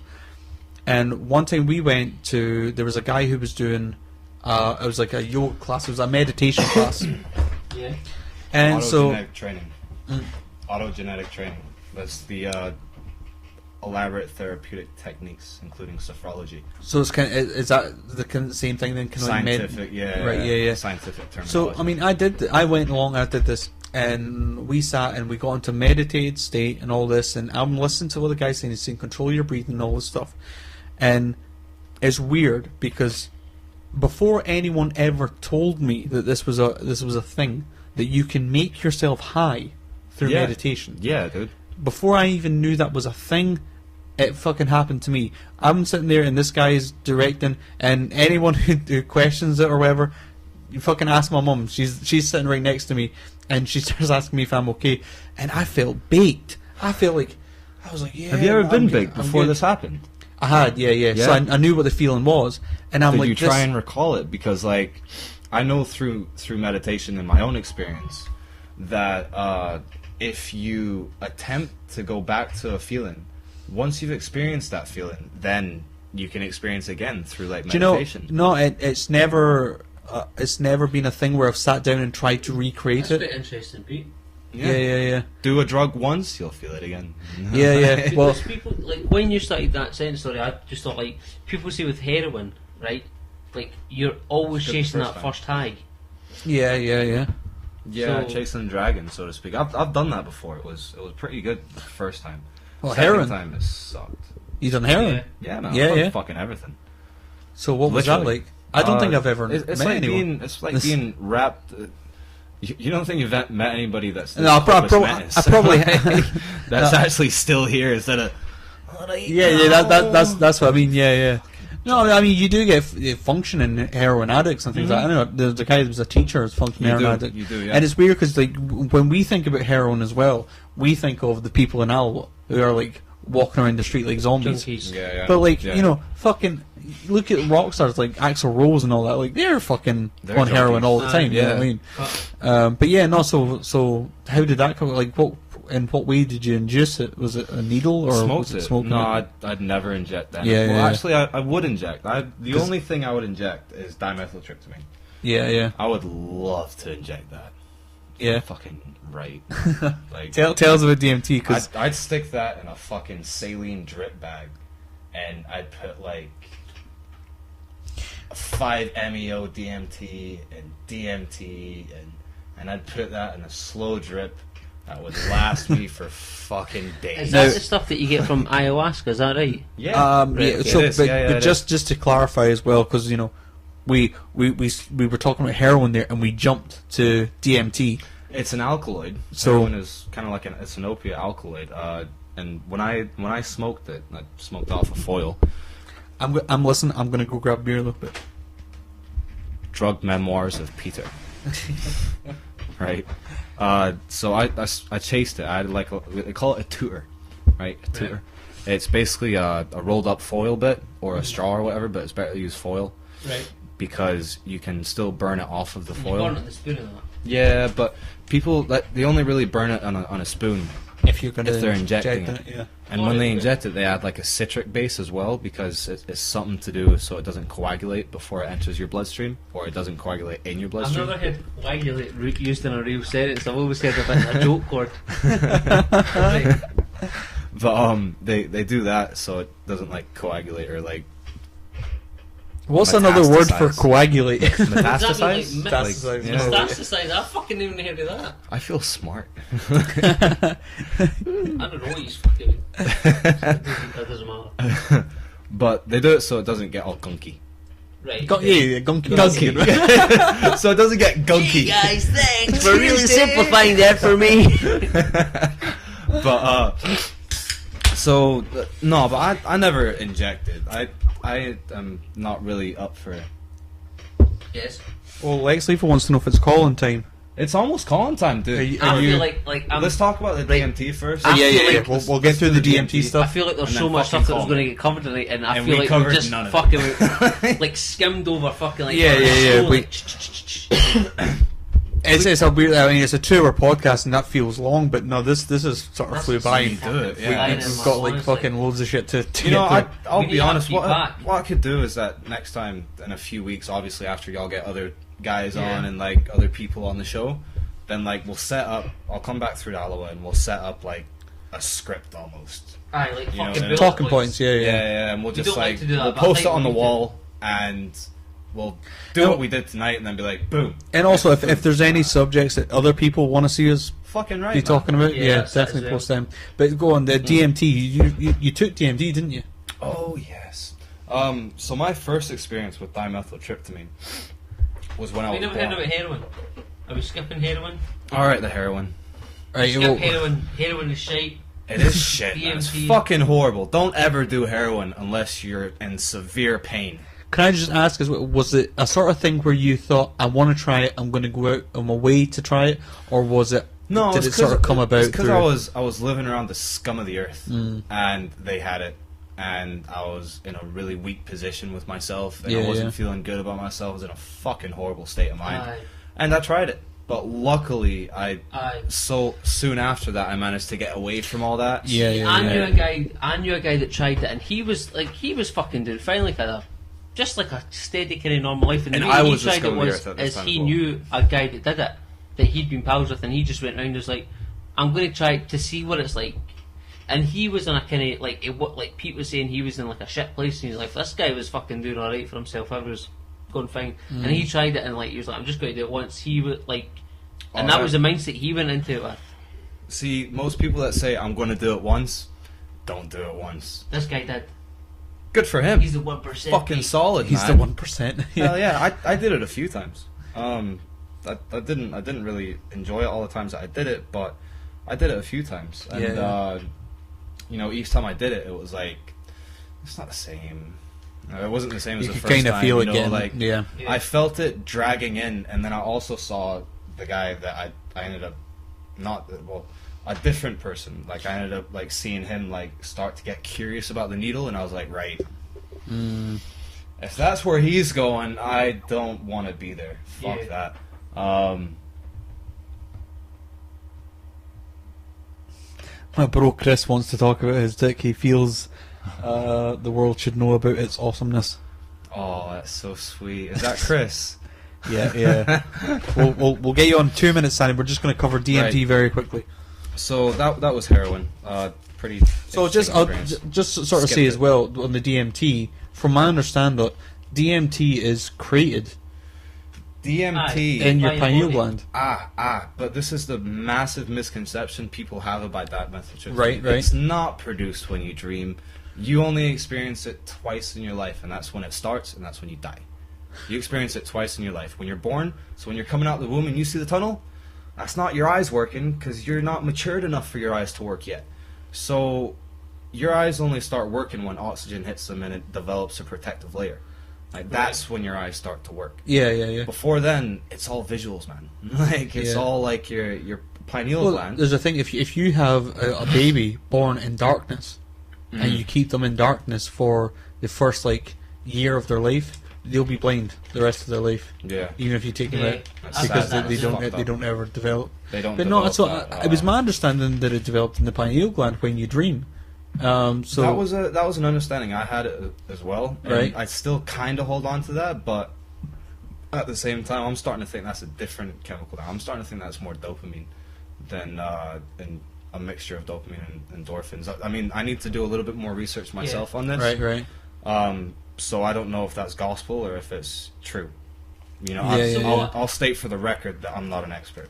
Does it Yeah, produce I mean, this, neither am I by any stretch, but does it produce this crazy high? I mean, I've heard Joe Rogan and Graham Hancock talking about it in the Joe Rogan podcast, and he kind of the way he talks about it is that it opens a fucking door to another world where he fucking can communicate with everybody on a grand one consciousness, and that's what he says. That it's like a fucking there's the ayahuasca.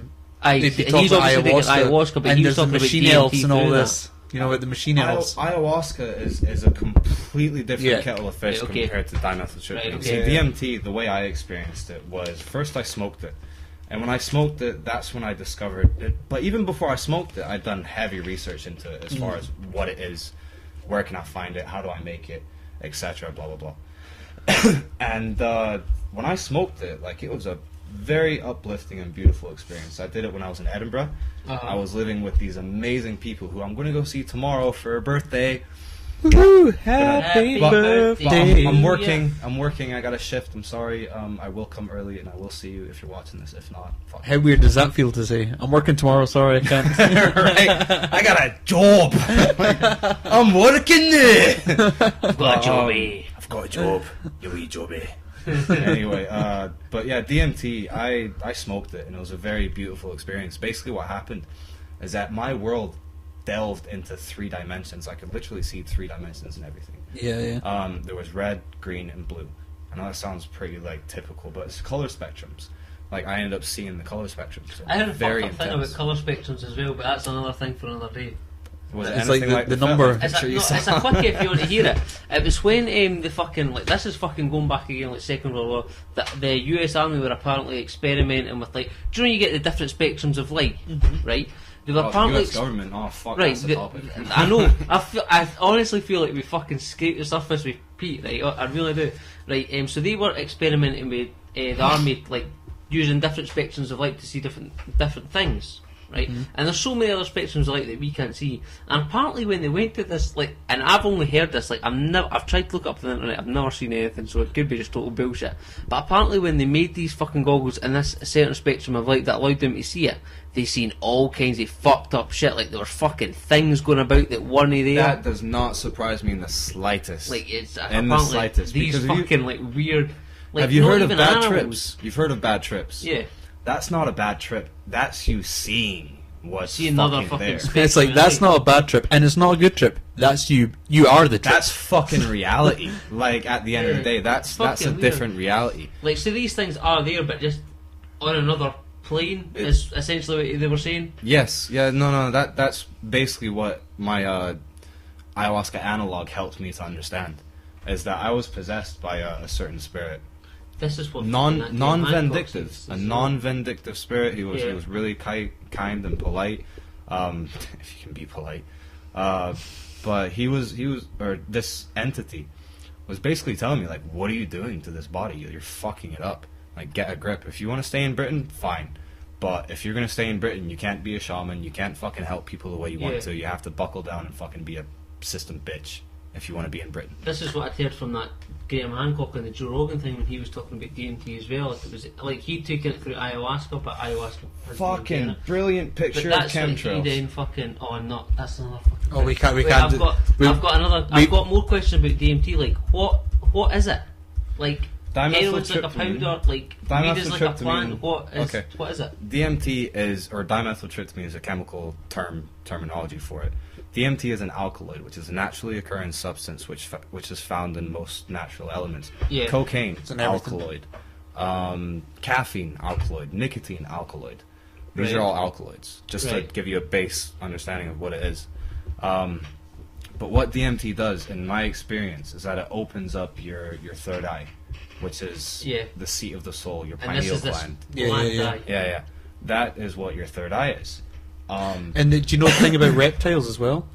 Yeah, they've apparently got their pineal gland literally is their third eye. It has a retina and a lens and all that shit. Yeah. It's just kind of covered over. Yeah. The thing is about, like, I think we listen to the same podcast. We probably do. Yeah. I think being able to see this one, what is happening, like, out and about in the world, is like these people having bad trips. They're not having bad trips. They just don't have the mental strength to understand and comprehend what they're seeing as actually an underlying dimension of the one that we already live in.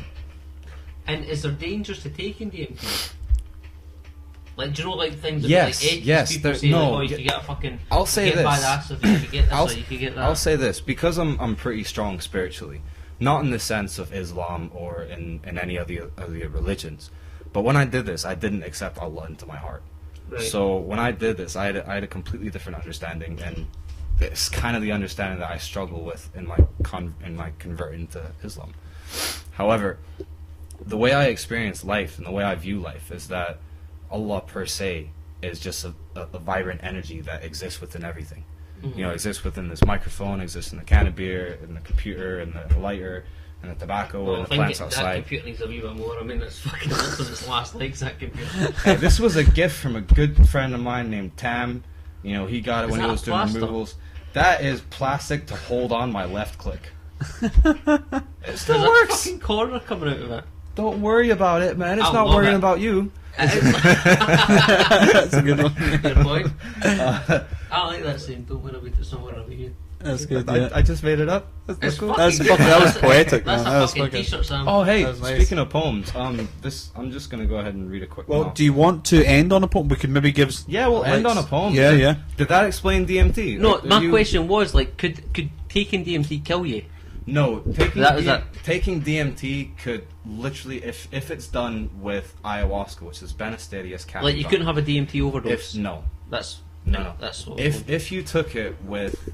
If you took ayahuasca without a shaman and without correct people helping you, guiding you through the thing, you could become possessed by a spirit that fucking hates humans. Like, you could have a fucking really bad trip. No, you could be possessed by a spirit, because look, shamans gain their strength off of holding spirits within them and controlling them because they're stronger spiritually. That's how shamans are able to like heal people, through quantum healing. So when you take ayahuasca and you're not in a place of safety, in a safe energetic environment, then you can be possessed by a spirit that will literally fucking take you and jump you off a fucking bridge. When you were talking about... like, that is a possibility. I was possessed by one that was not as strong as I am, which is why he wasn't able to make me do things I didn't want to do. That's just fucked up. I can't even imagine what it would be like to Occult feel like that in your head. Occult stands for hidden knowledge. Yeah. I knew an occult member, and I still know him. He's a fucking brilliant guy. Occult or occult? Occult. OCC? Yeah. OCCULT. No, Occult. Occult. Hitler was into the occults. Hidden knowledge. Yeah, he was Aye. hidden knowledge. Fucking tell you, Sam. Hitler's a fucking guy, man. He fucking was, man. He was a deranged, psychotic son of a bitch, but he knew how to control the masses.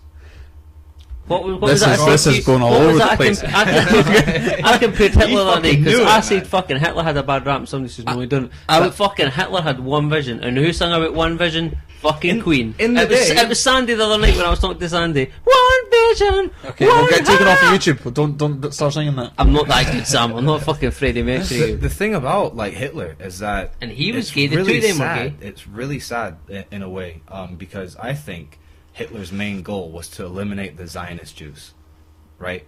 If he had eliminated the Zionist Jews, then we would not have the Palestinian genocide that we're facing today. And Because the reason why I say that is because there's plenty of rabbis that will agree with this. There's been like peace, much peace in Turkey, Morocco, etc., a bunch of other countries that both believers of Judaism, Christianity, Catholic, well maybe not Catholicism, but Judaism, Christianity, and Islam or Muslims. They all lived in peace. They didn't fight. They didn't fuss. They didn't care. They went to the restaurants. They had fun. They had brunch. Their families went together. Their children played, but they just had a different faith. Yeah, and that's enough to... Israel, I mean, I'm not an expert. If you want to hear about the whole building of Israel, fucking look up George Galloway. That motherfucker knows his shit. He knows his shit. He's smart, very intelligent. I enjoy some of George Galloway's stuff, actually, man, yeah. Definitely. He's got it. He's fucking got it, man. Did you ever That see guy's got it. he's meeting now with the American Congress? Fucking gonna look it up later, though. It's really good. But no, so I was gonna. How long have we got? 15 minutes. No, I was going to say to you as well though about the thing because Graham Hancock, who also talks about his experiences on DMT, and he similarly talks about spirits and all this stuff. They're there, man. If you think they're not, well, look, this is what I was going to ask. Do you think it's possible that it's another part of you? It's a subconscious part of you? That could be the case, but the reason why I say no is because when I was 11 years old, I was walking across the railroad tracks, which was an energized energy like electric field next to a power box, This is before I had touched drugs. I didn't even know what the fuck drugs were yet. Like, I was like, oh, it's drugs. I only know that the dog says don't do them. Yeah. You know, so like, but Are you sure you weren't on drugs? The dog was talking to the you. dog was on drugs, but I wasn't on drugs. But I'm talking about the just say no dog drug in America, like fucking propaganda bullshit. Don't do drugs; it'll open your mind and make you a happy person. Jerry, the no trash cougar. Drink alcohol and smoke cigarettes and fucking gain your health. But stay away from weed and DMT and anything And cool. psychopsilocybin and all the other mescalines and but basically it's like I saw like an old Native American. I can't even say Native American because they're fucking American before America was America. And I actually saw like I think it might have been in that area. It was a Sioux, like a Sioux Indian in that area of Oklahoma. I wouldn't know the difference, but there's different tribes. Yeah. You know, just like there's Gun, fucking McCallum or whatever, like here in Britain. Scotland. Vote yes. Oh, by the way, just to address some of the comments that I've seen, I'm not going to name names, but some people have been putting stuff about the vote yes, and so that, you know, we're no longer British. Britain is the fucking island. We will be British. Yeah. We'll just be Scottish and British at the same time. Yeah. But becoming independent of the United Kingdom doesn't mean we're independent of Britain. Britain is the island. Just for... Because there's one or two people I've seen comment, so that's just for them. But anyway, sorry. Go on. Oh shit! What was I even saying? So yeah, you were walking along the railroad. Yeah, and I saw like maybe a Sioux tribeman like walking across with the whole headdress and everything. And as I looked, it was actually in like I've had a out of body experience, and it was a similar color scheme to this. It was a light blue, very light blue, and I saw him walking across the railroad tracks, and I looked, and when I looked, it had gone into the bushes, and that was that. That was my first experience with the spirit.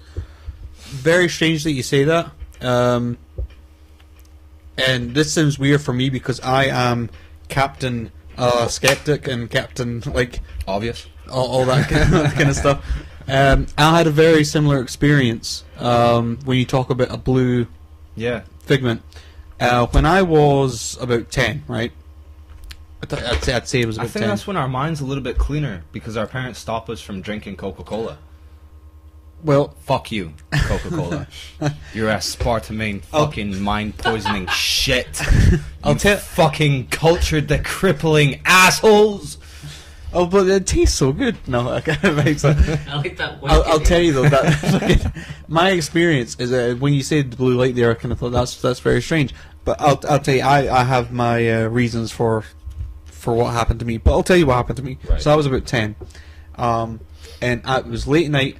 I was in bed, and this was when I'd recently just, or at least I may have been younger than 10, but it felt like I'd recently just got my own room because I used to share a room with my brother. So it was probably before I was 10, so I was probably a little bit younger. But I was on the top bunk of this bed, and it was late night. I remember this. I remember this fucking clearly, almost. I look over, and here's this blue, what you would call spirit, what you would call a blue figment, right? And it looked like a judge. You know how you get those judge with the big weird like hair? Yeah. So that's what it looked like, and I'm staring at this thing, and I remember exactly what I experienced. I remember it clear as day. I remember where I was sitting. I remember how I was positioned. I remember the light scheme in the room, all that stuff. I remember it clear as day. Because it was dark, but I remember where the window was and the lights coming in from outside and all that stuff. So I see this blue sort of spirit, and it transforms, it morphs into my gran, right? Dangerous. And so I'm looking at this blue spirit thing of my gran, and then it goes away, right? The problem is, my gran's still alive, even today. So it wasn't like this. It wasn't like the spirit of my gran, which is what you would sort of first think when I was telling you the story. Now, I put that down to just a hallucinogenic experience. If I had been on drugs, I would not like. If I'd been taking psilocybin or DMT, So you can experience things like that. I know that the human mind is capable of producing that kind of stuff. Now, I don't know what the conditions were that made me produce it on that night, but I think it's a thing that my mind produced. And because I know of other things, like I was telling you about, I was meditating and I'm getting high just through meditation. There was no drugs involved, and it was the exact same feel. I was baked. I was fucked. Like, and you could ask my mum, like, she was there. She was like, yeah, you look fucking stoned. My pupils, I probably were fucking dilated and everything. And but I know that was an experience that I created within myself, just through whatever conditions. In that case, it was meditation. But so when this happened to me, I had a different reaction to it. Well, not at the time. At the time, I freaked out, and I started sleeping in the hallway, and I wouldn't sleep in my bedroom. Fucking hell, dude. But I was freaked out. But later, that just shows you how real it was to you. Do you know what I mean? Oh, no, that's not a fucking dream. Something was fucking there. Yeah, exactly, man. I slept in the hallway with a fucking lamp because I was shooken up by it. But to this day, I still put it down to it was something created in my mind. It was a hallucinogenic experience without the being induced by hallucinogenic drugs. That's my sort of understanding of it.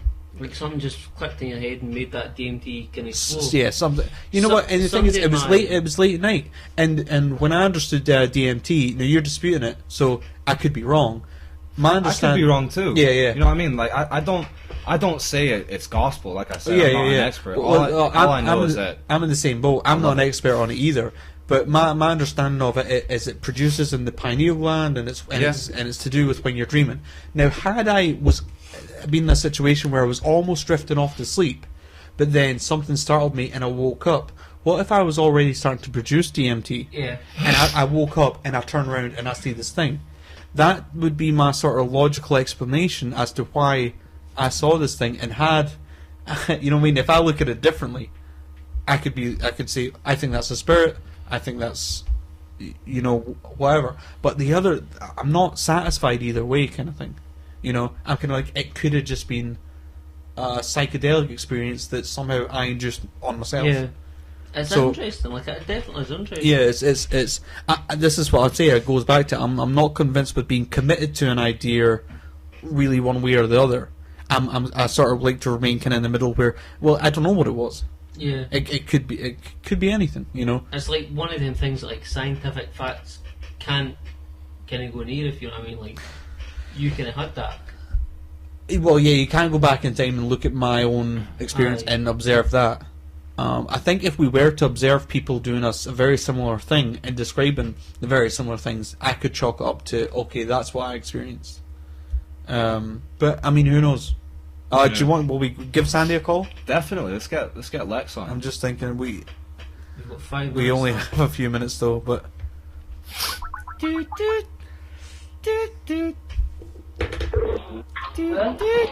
hello there. Hello there. Hello.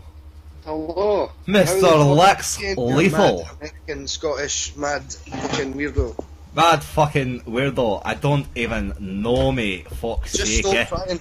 Just stop trying. You're embarrassing yourself. Stop. Embarrassing? I don't know the meaning of the word. I really That's true, don't know. You don't. Do you know the meaning of the word bad impersonation of accent? Oh Well, yeah, I'm it's- great at that one. He's the fucking man with the accents, Lex Lethal, man. Fucking, we didn't realise until we. I'll give it to him. I'll give it to him. My guy's pretty good at that. He is. Pretty good at that. Years of practice, mate. Years of practice. I've pretty much come from a family full of folk that can pull that kind of shit off. Yeah. Anyway, one of the reasons I wanted to phone in was because you're an ugly bastard, and I just thought you might want to know. Oh, that's so sweet. Thought Chris was going to tell us about his dick. Thanks for bringing that to the conversation, Sandy. Paul, you're a Nazi. It's obvious. Right, well, he was a nice guy. He was trying his best, Sandy. Leave him alone. Who's this? I was trying his best to eradicate entire races of people, Paul. Sandy, what would you say if Zionists? What if Let him do it. Where would we be if Hitler won the war? Speaking German. No, seriously, where would we be? We're in here. Where would you be? No, Sure. where would we be? Everything would be fucking great. And we wouldn't know any better, though, that's the thing. That's a good point, dude. Everything would be fucking great. There's an argument to be made there, I guess. Everybody says, oh, like, fucking, like, if everything was the same, it would be great. If he won the war, everything would be the same. But then Your would be, fucking thing about Apple is, if everybody had fucking Apple and iMacs and iPods, it would be great. Are you comparing would be Apple to great. Hitler? Yes, I am. I am. That's That's exactly a what I'm t-shirt. doing. That's the t-shirt. It would If be everyone great. had apples, it would be great.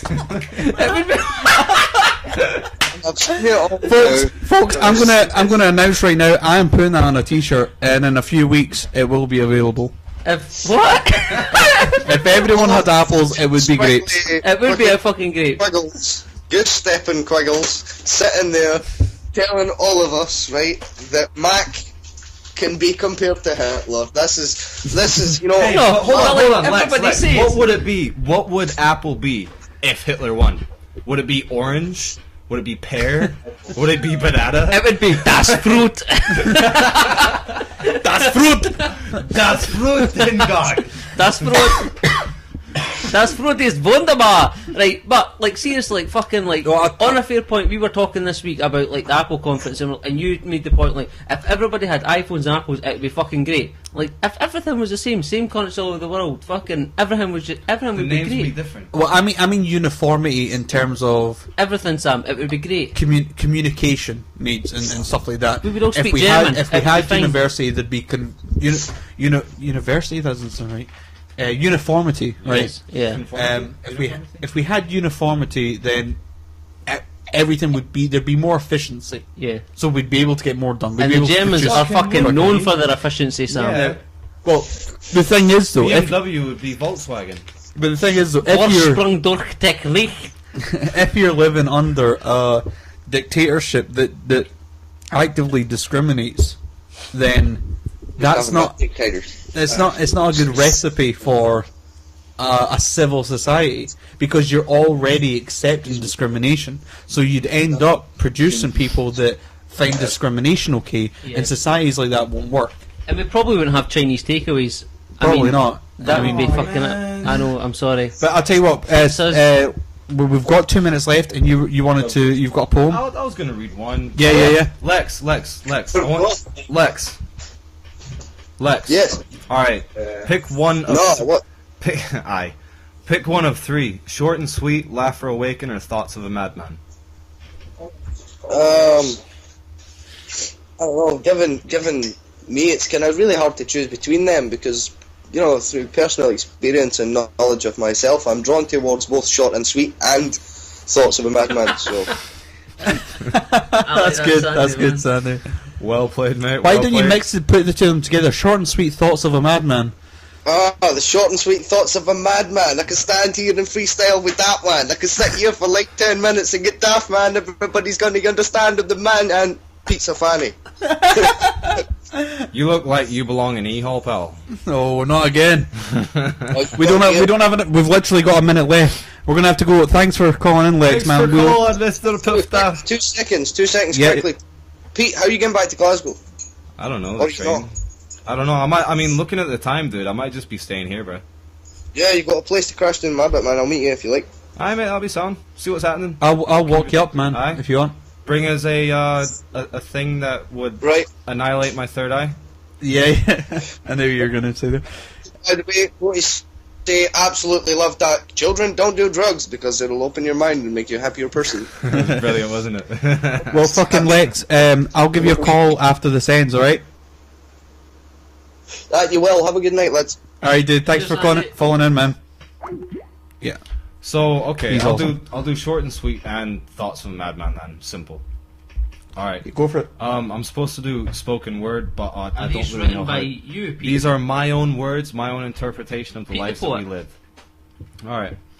Politically minded, not for the weak. Truth is always what I seek.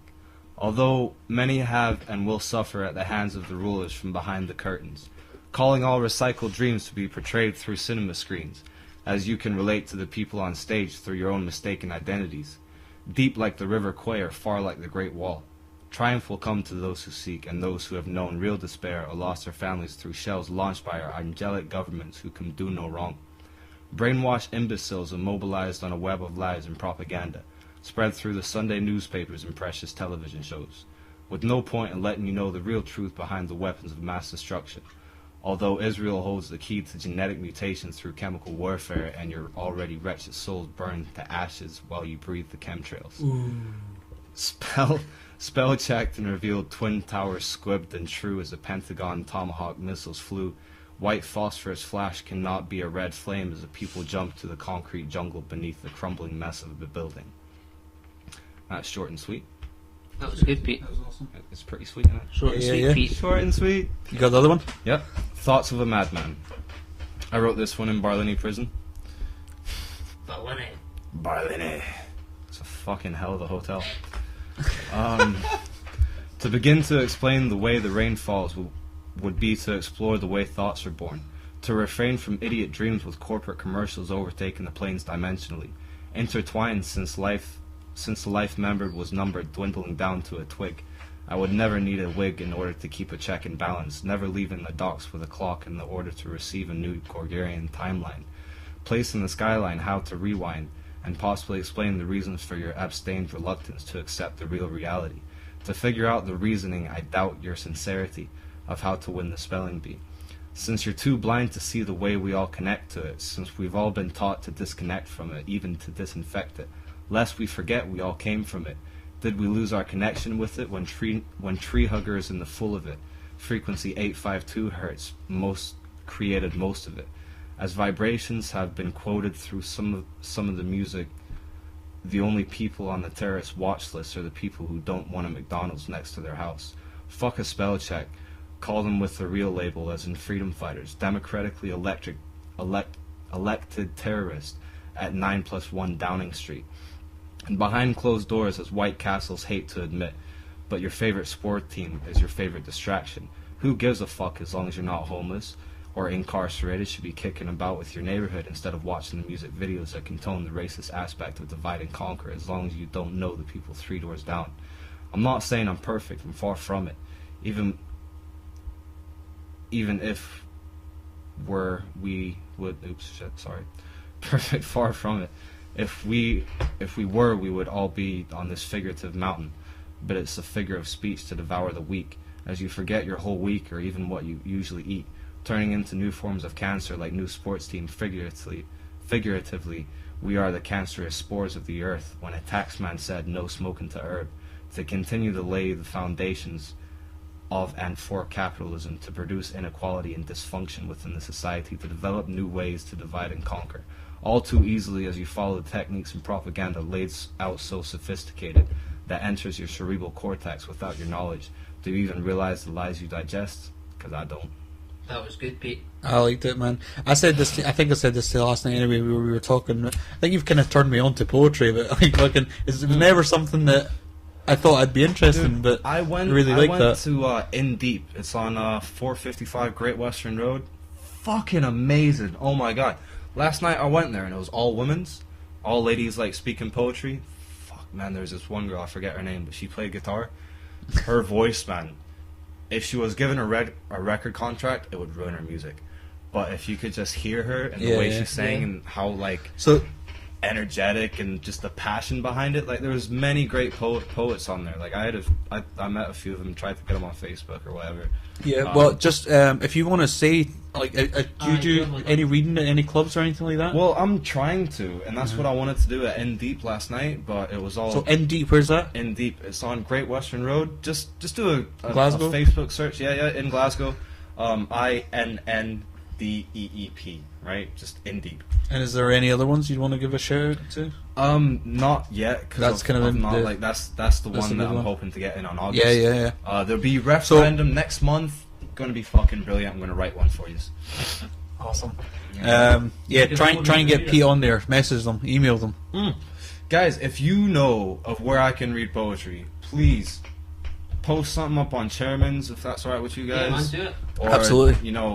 You'll post my Facebook link on the Chairman. We can do that if you want. Yeah, definitely do that. Fucking add Pete, man. He's got loads of shit to say, and we definitely, like Paul said, we haven't even fucking scratched the surface. Really, I don't think we have. It's all about Palestine, people, and Bosnia, and details. Fucking everywhere. It's all about the human beings all around the world. Yeah, it is. That sounded like it was going to be a rap, but it wasn't.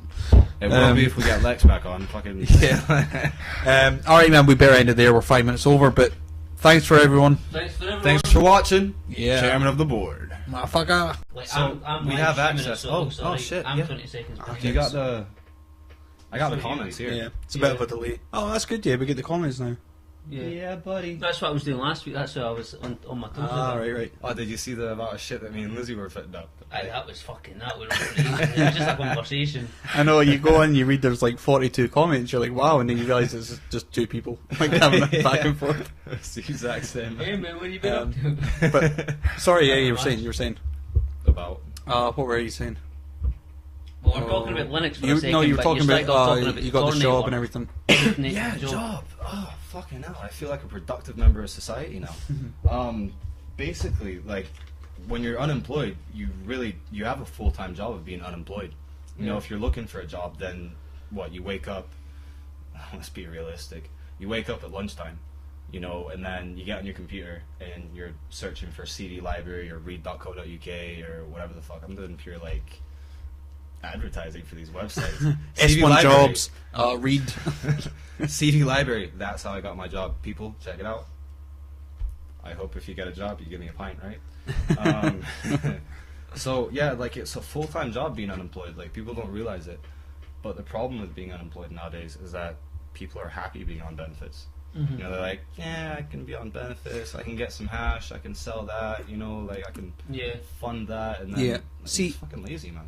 Yeah, it can, especially, and I think society perpetuate. Like, if you are at home and you've watching TV and there is things like Jeremy Kyle on, and Fucking hate that. you watch Jeremy Kyle, and there is an air of, if you're unemployed, you're a scumbag, and I think people buy into it, and I think people tend to think, like, I'm unemployed, what can I even do? I think there's well, at least if there's not the potential there for people to be doing creative things, doing like things that they maybe enjoy, that maybe they don't have to be lazy and all that kind of stuff. I think there is still like this tipping point, regardless of whether or not, you know, people are lazy. There's a tipping point coming to the point where a lot of people are going to be unemployed, not through laziness. They might be lazy, but not through laziness, through the very fact that the jobs are getting eaten up by technology. Yeah. You know, we briefly just like spoke the about movie, that, so we'll Sam. keep Yeah, to yeah. that. It's just like the movie. Well, so this is like I've not watched it yet. It's Yeah, just yeah. like the movie, Pete. Oh, yeah. yeah, and I mean, it's the thing. I try not to go too much into all that stuff normally. Yeah. Because I don't want people to be watching this under the impression that this is a will work for free podcast or a Zeitgeist Movement podcast, you know. And the reason I don't want that is because I think then when we do start talking about crazy stuff, it might get like a bad reputation kind of thing, or it might feel like I'm doing a disservice to you know. So I don't want that association, but you know, obviously I kind of stand by everything I've done with that, and I mean it's conversations that still to this day I'll have, like I've had arguments with friends and stuff like that on Facebook over all this stuff, but the way I see it is, like, regardless of whether being unemployed makes you lazy, because I don't know, I mean I think you can be unemployed and lazy, and probably being unemployed and having no sort of, what's the word? Drive. Ambition? So no ambition, but then you have to think about where's that lack of ambition coming from? Is it just innate within you? You just have lack of ambition, or is it that you're fucking getting more and more depressed by a society that stigmatizes? I think because there's a lot of stigma. I think you hit the nail on the head, man. Like, I think at the end of the day, you know, everything that's getting drawn into is like, we've got the magazines that tell you how you should look. Yeah.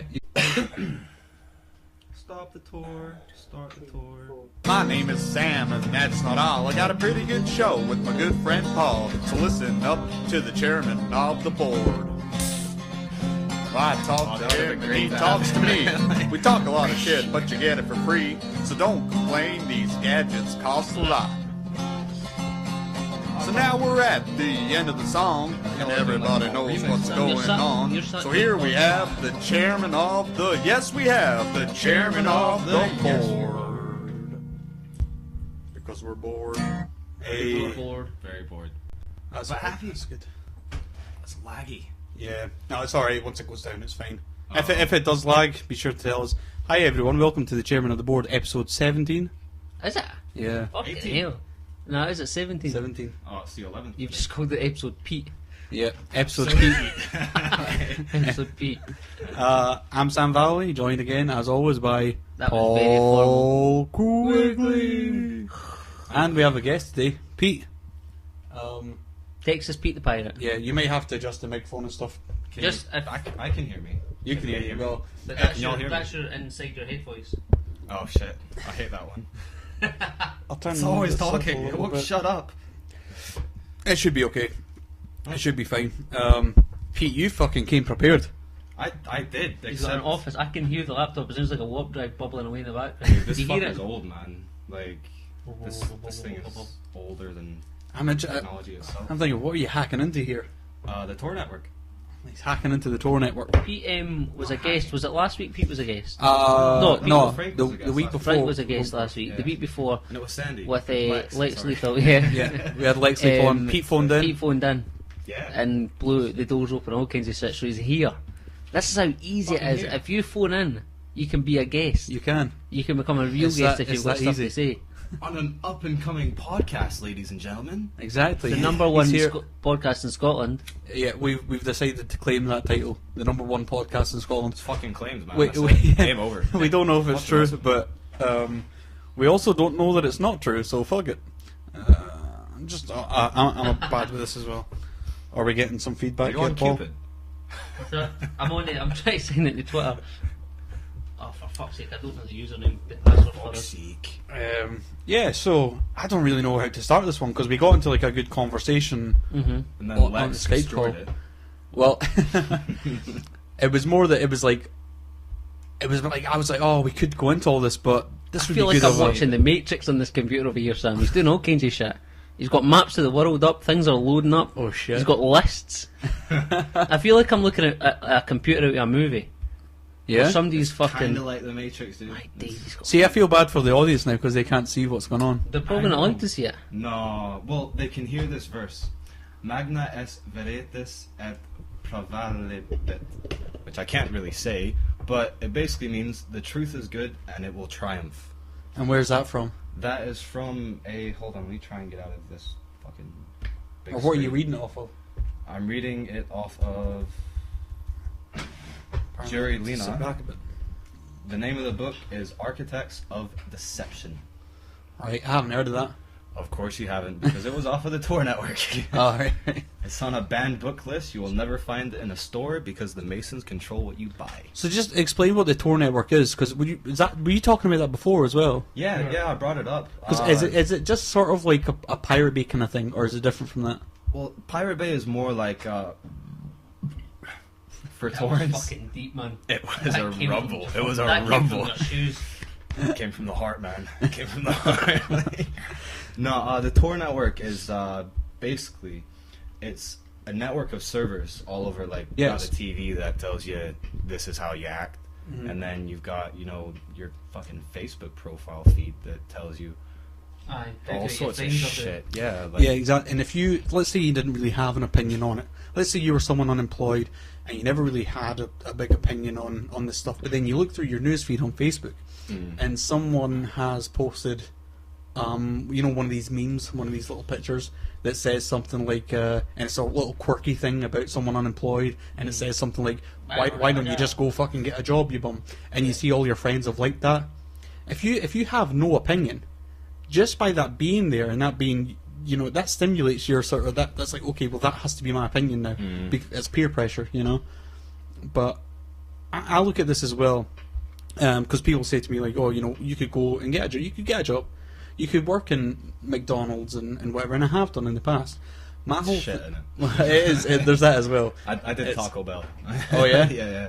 It's fucking degrading, man. You see the amount of shit that it's all pre-made. Yeah. I mean, I've worked in Burger King and McDonald's, and I don't mind it too much when I was working there. It's all right, like if you're behind the counter and you just kind of have to take people's orders and things like that. It's an easy enough job and all that stuff. But at the end of the day, when I've got all this excess money, and whenever you have money, you feel like you want to fucking spend it. Oh yeah. So like, people will go out at the weekend Mm-hmm. and spend fucking stupid amounts of money on alcohol, on, you know, whatever it is, shit that they don't necessarily need. Or they'll go out and buy like the latest video games that are £40 each. Here's a little comment on the whole alcohol and tobacco thing. Yeah. Like, the whole alcohol and tobacco thing, it's funny how the two things that aren't necessarily good for you are legal. Mm-hmm. Yeah. You know what I mean? Like, you don't hear about mushrooms being legal, yet they're fucking good for you. Yeah, You know yeah. what I mean?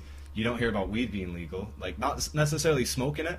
Like, smoking it, I don't really support smoking it as much. But I do support the uses of the plant itself. Like, I Yeah. support the fact that you can use hemp for clothing. Yeah, I yeah, support yeah. the fact that you can use oils to cure cancer. I support the facts that you can even cook the seeds as a source of protein and nutrition. Yeah. You know what I mean? Like, It's this wonder fucking thing. It's fucking beautiful, Yeah, man. It's yeah. nature. It's Mother Nature. It And provides it all. Like, And that's it. And the thing is, let's say like beer, okay? I mean, how easy is it really to go and, you know, if you wanted to have your own beer, I mean, is it legal to make your own beer? Or It do you used have to to? be. Yeah. like, I don't know. Like, I think it's illegal to make your own. Like, I know a guy that tried to make his own whiskey once, and he was like, "Don't fucking tell anybody."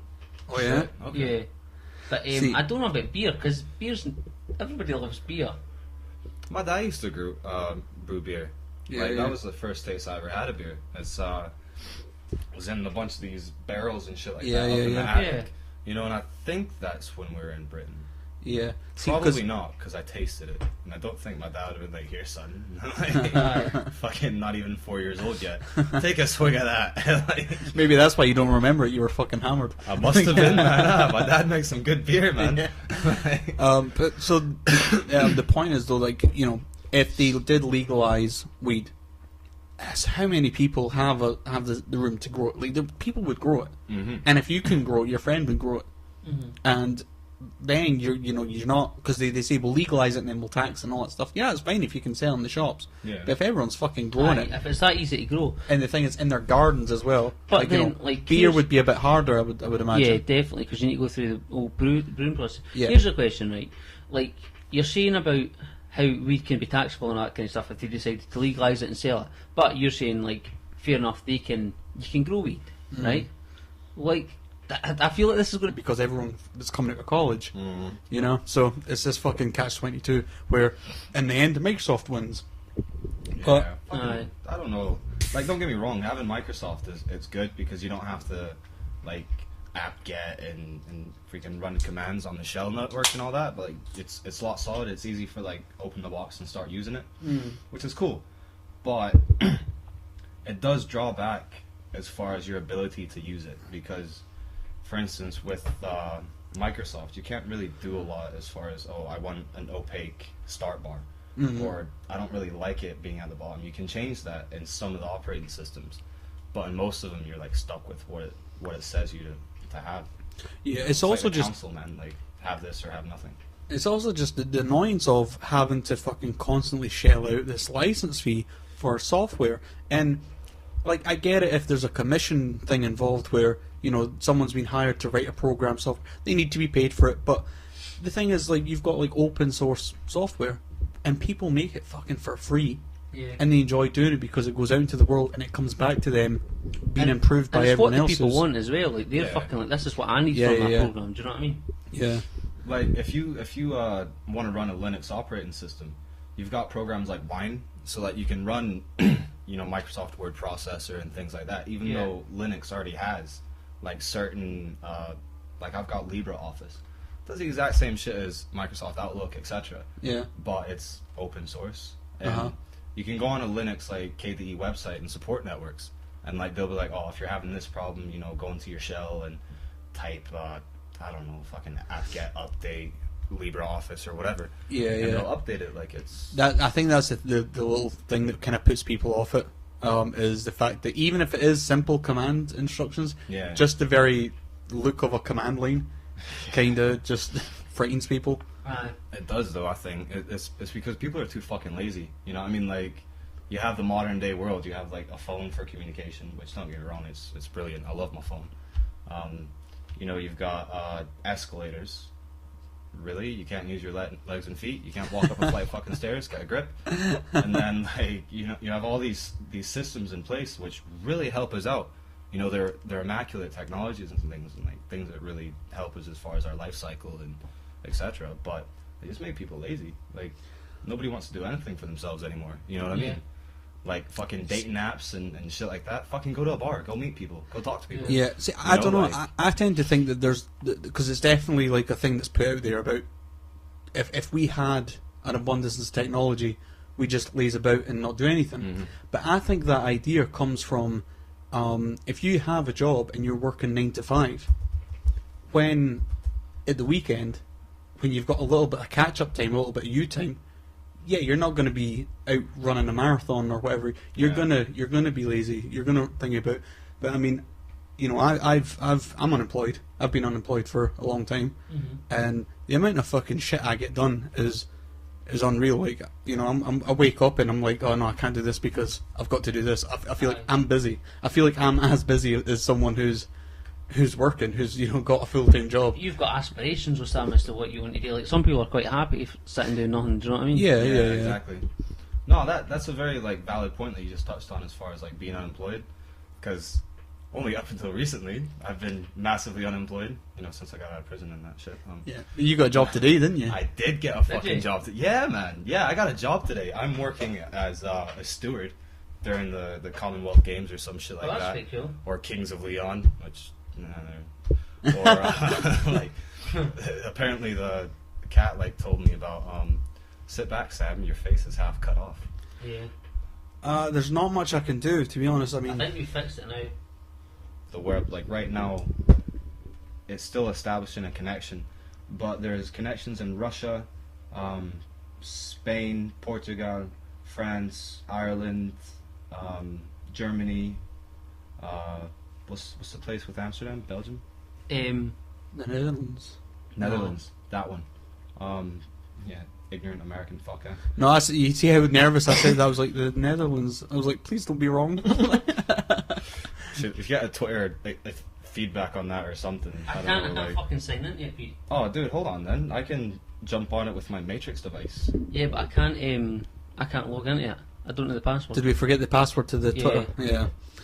See, this is what happens when we don't ever use the fucking But Twitter. there's still, you can still get us on Facebook, so that's facebook.com/Chairmen, no, COTB podcast. On Facebook. Yeah, that's on Facebook. Yeah. The Twitter is there as well. Comment on the YouTube videos. I don't know if we can see it. No, I'll open it on my phone actually. Y'all couldn't see the... We really need to fix the camera, Sam. Alright, one sec. Give me a second here, guys. Possibly when I move the table. Yeah. Well, I'll tell you what. See, I'll take down everything. So this is It looks great. Got a fucking massive tongue. You hear that, ladies? Massive tongue. I'm gonna regret saying that later. Okay. No, you won't be. My phone number is 07. Sorry, guys. Just give us a second. Right, so we're opening up all the Facebook. Oh, we're at 125 likes on the old Facebook now as well. Oh shit! We had a couple of new likes in the past few days, so We've got one share. Oh, that's me. I think. that's good, Pete. I've not liked it or shared it. You bastard. You need to like it, man. I think if I like it on my phone, because my profiles, this is linked up with the Chairman of the Board profile, it just says the Chairman of the Board like it. Like, I can't personally like it for some reason. But There is a way of doing it. If you're logged in as you and you type in the URL, Facebook/Chairman of the Board. But I'm on the old app. Oh, alright, okay. Anyway, we're on tour. so just for everyone watching who's kind of not really knowing what's going on right now, we do have a lot of subjects to talk about. We seem a bit disorganised just now. That's just because we are. That's just because we are.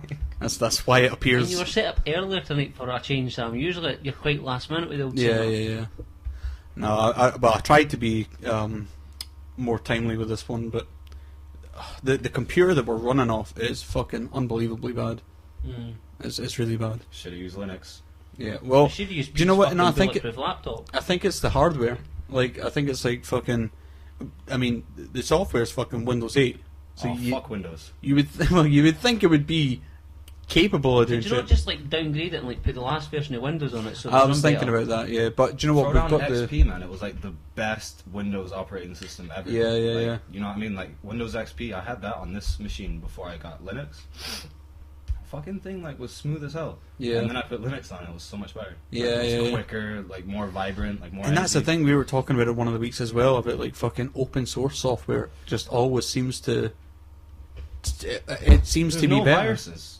Like, Yeah, yeah. Because people use it and they're like, wait, I don't want a virus on Yeah, my yeah. system. So We were talking about like how Microsoft kind of have. There's a catch-22 between colleges and businesses, Yeah. where the colleges are paying license fees for Microsoft's Office suite, Yeah. and when you go into business, they use Microsoft's Office suite. So my objection was like, you're paying all these license fees. Why can't you use Open Office in the colleges? And the argument was you can't, because you're preparing people for the business world. In the business world, they're all using Microsoft. And then you'd say to the business world, you'd say, why don't you start using Open Office? Oh, we can't.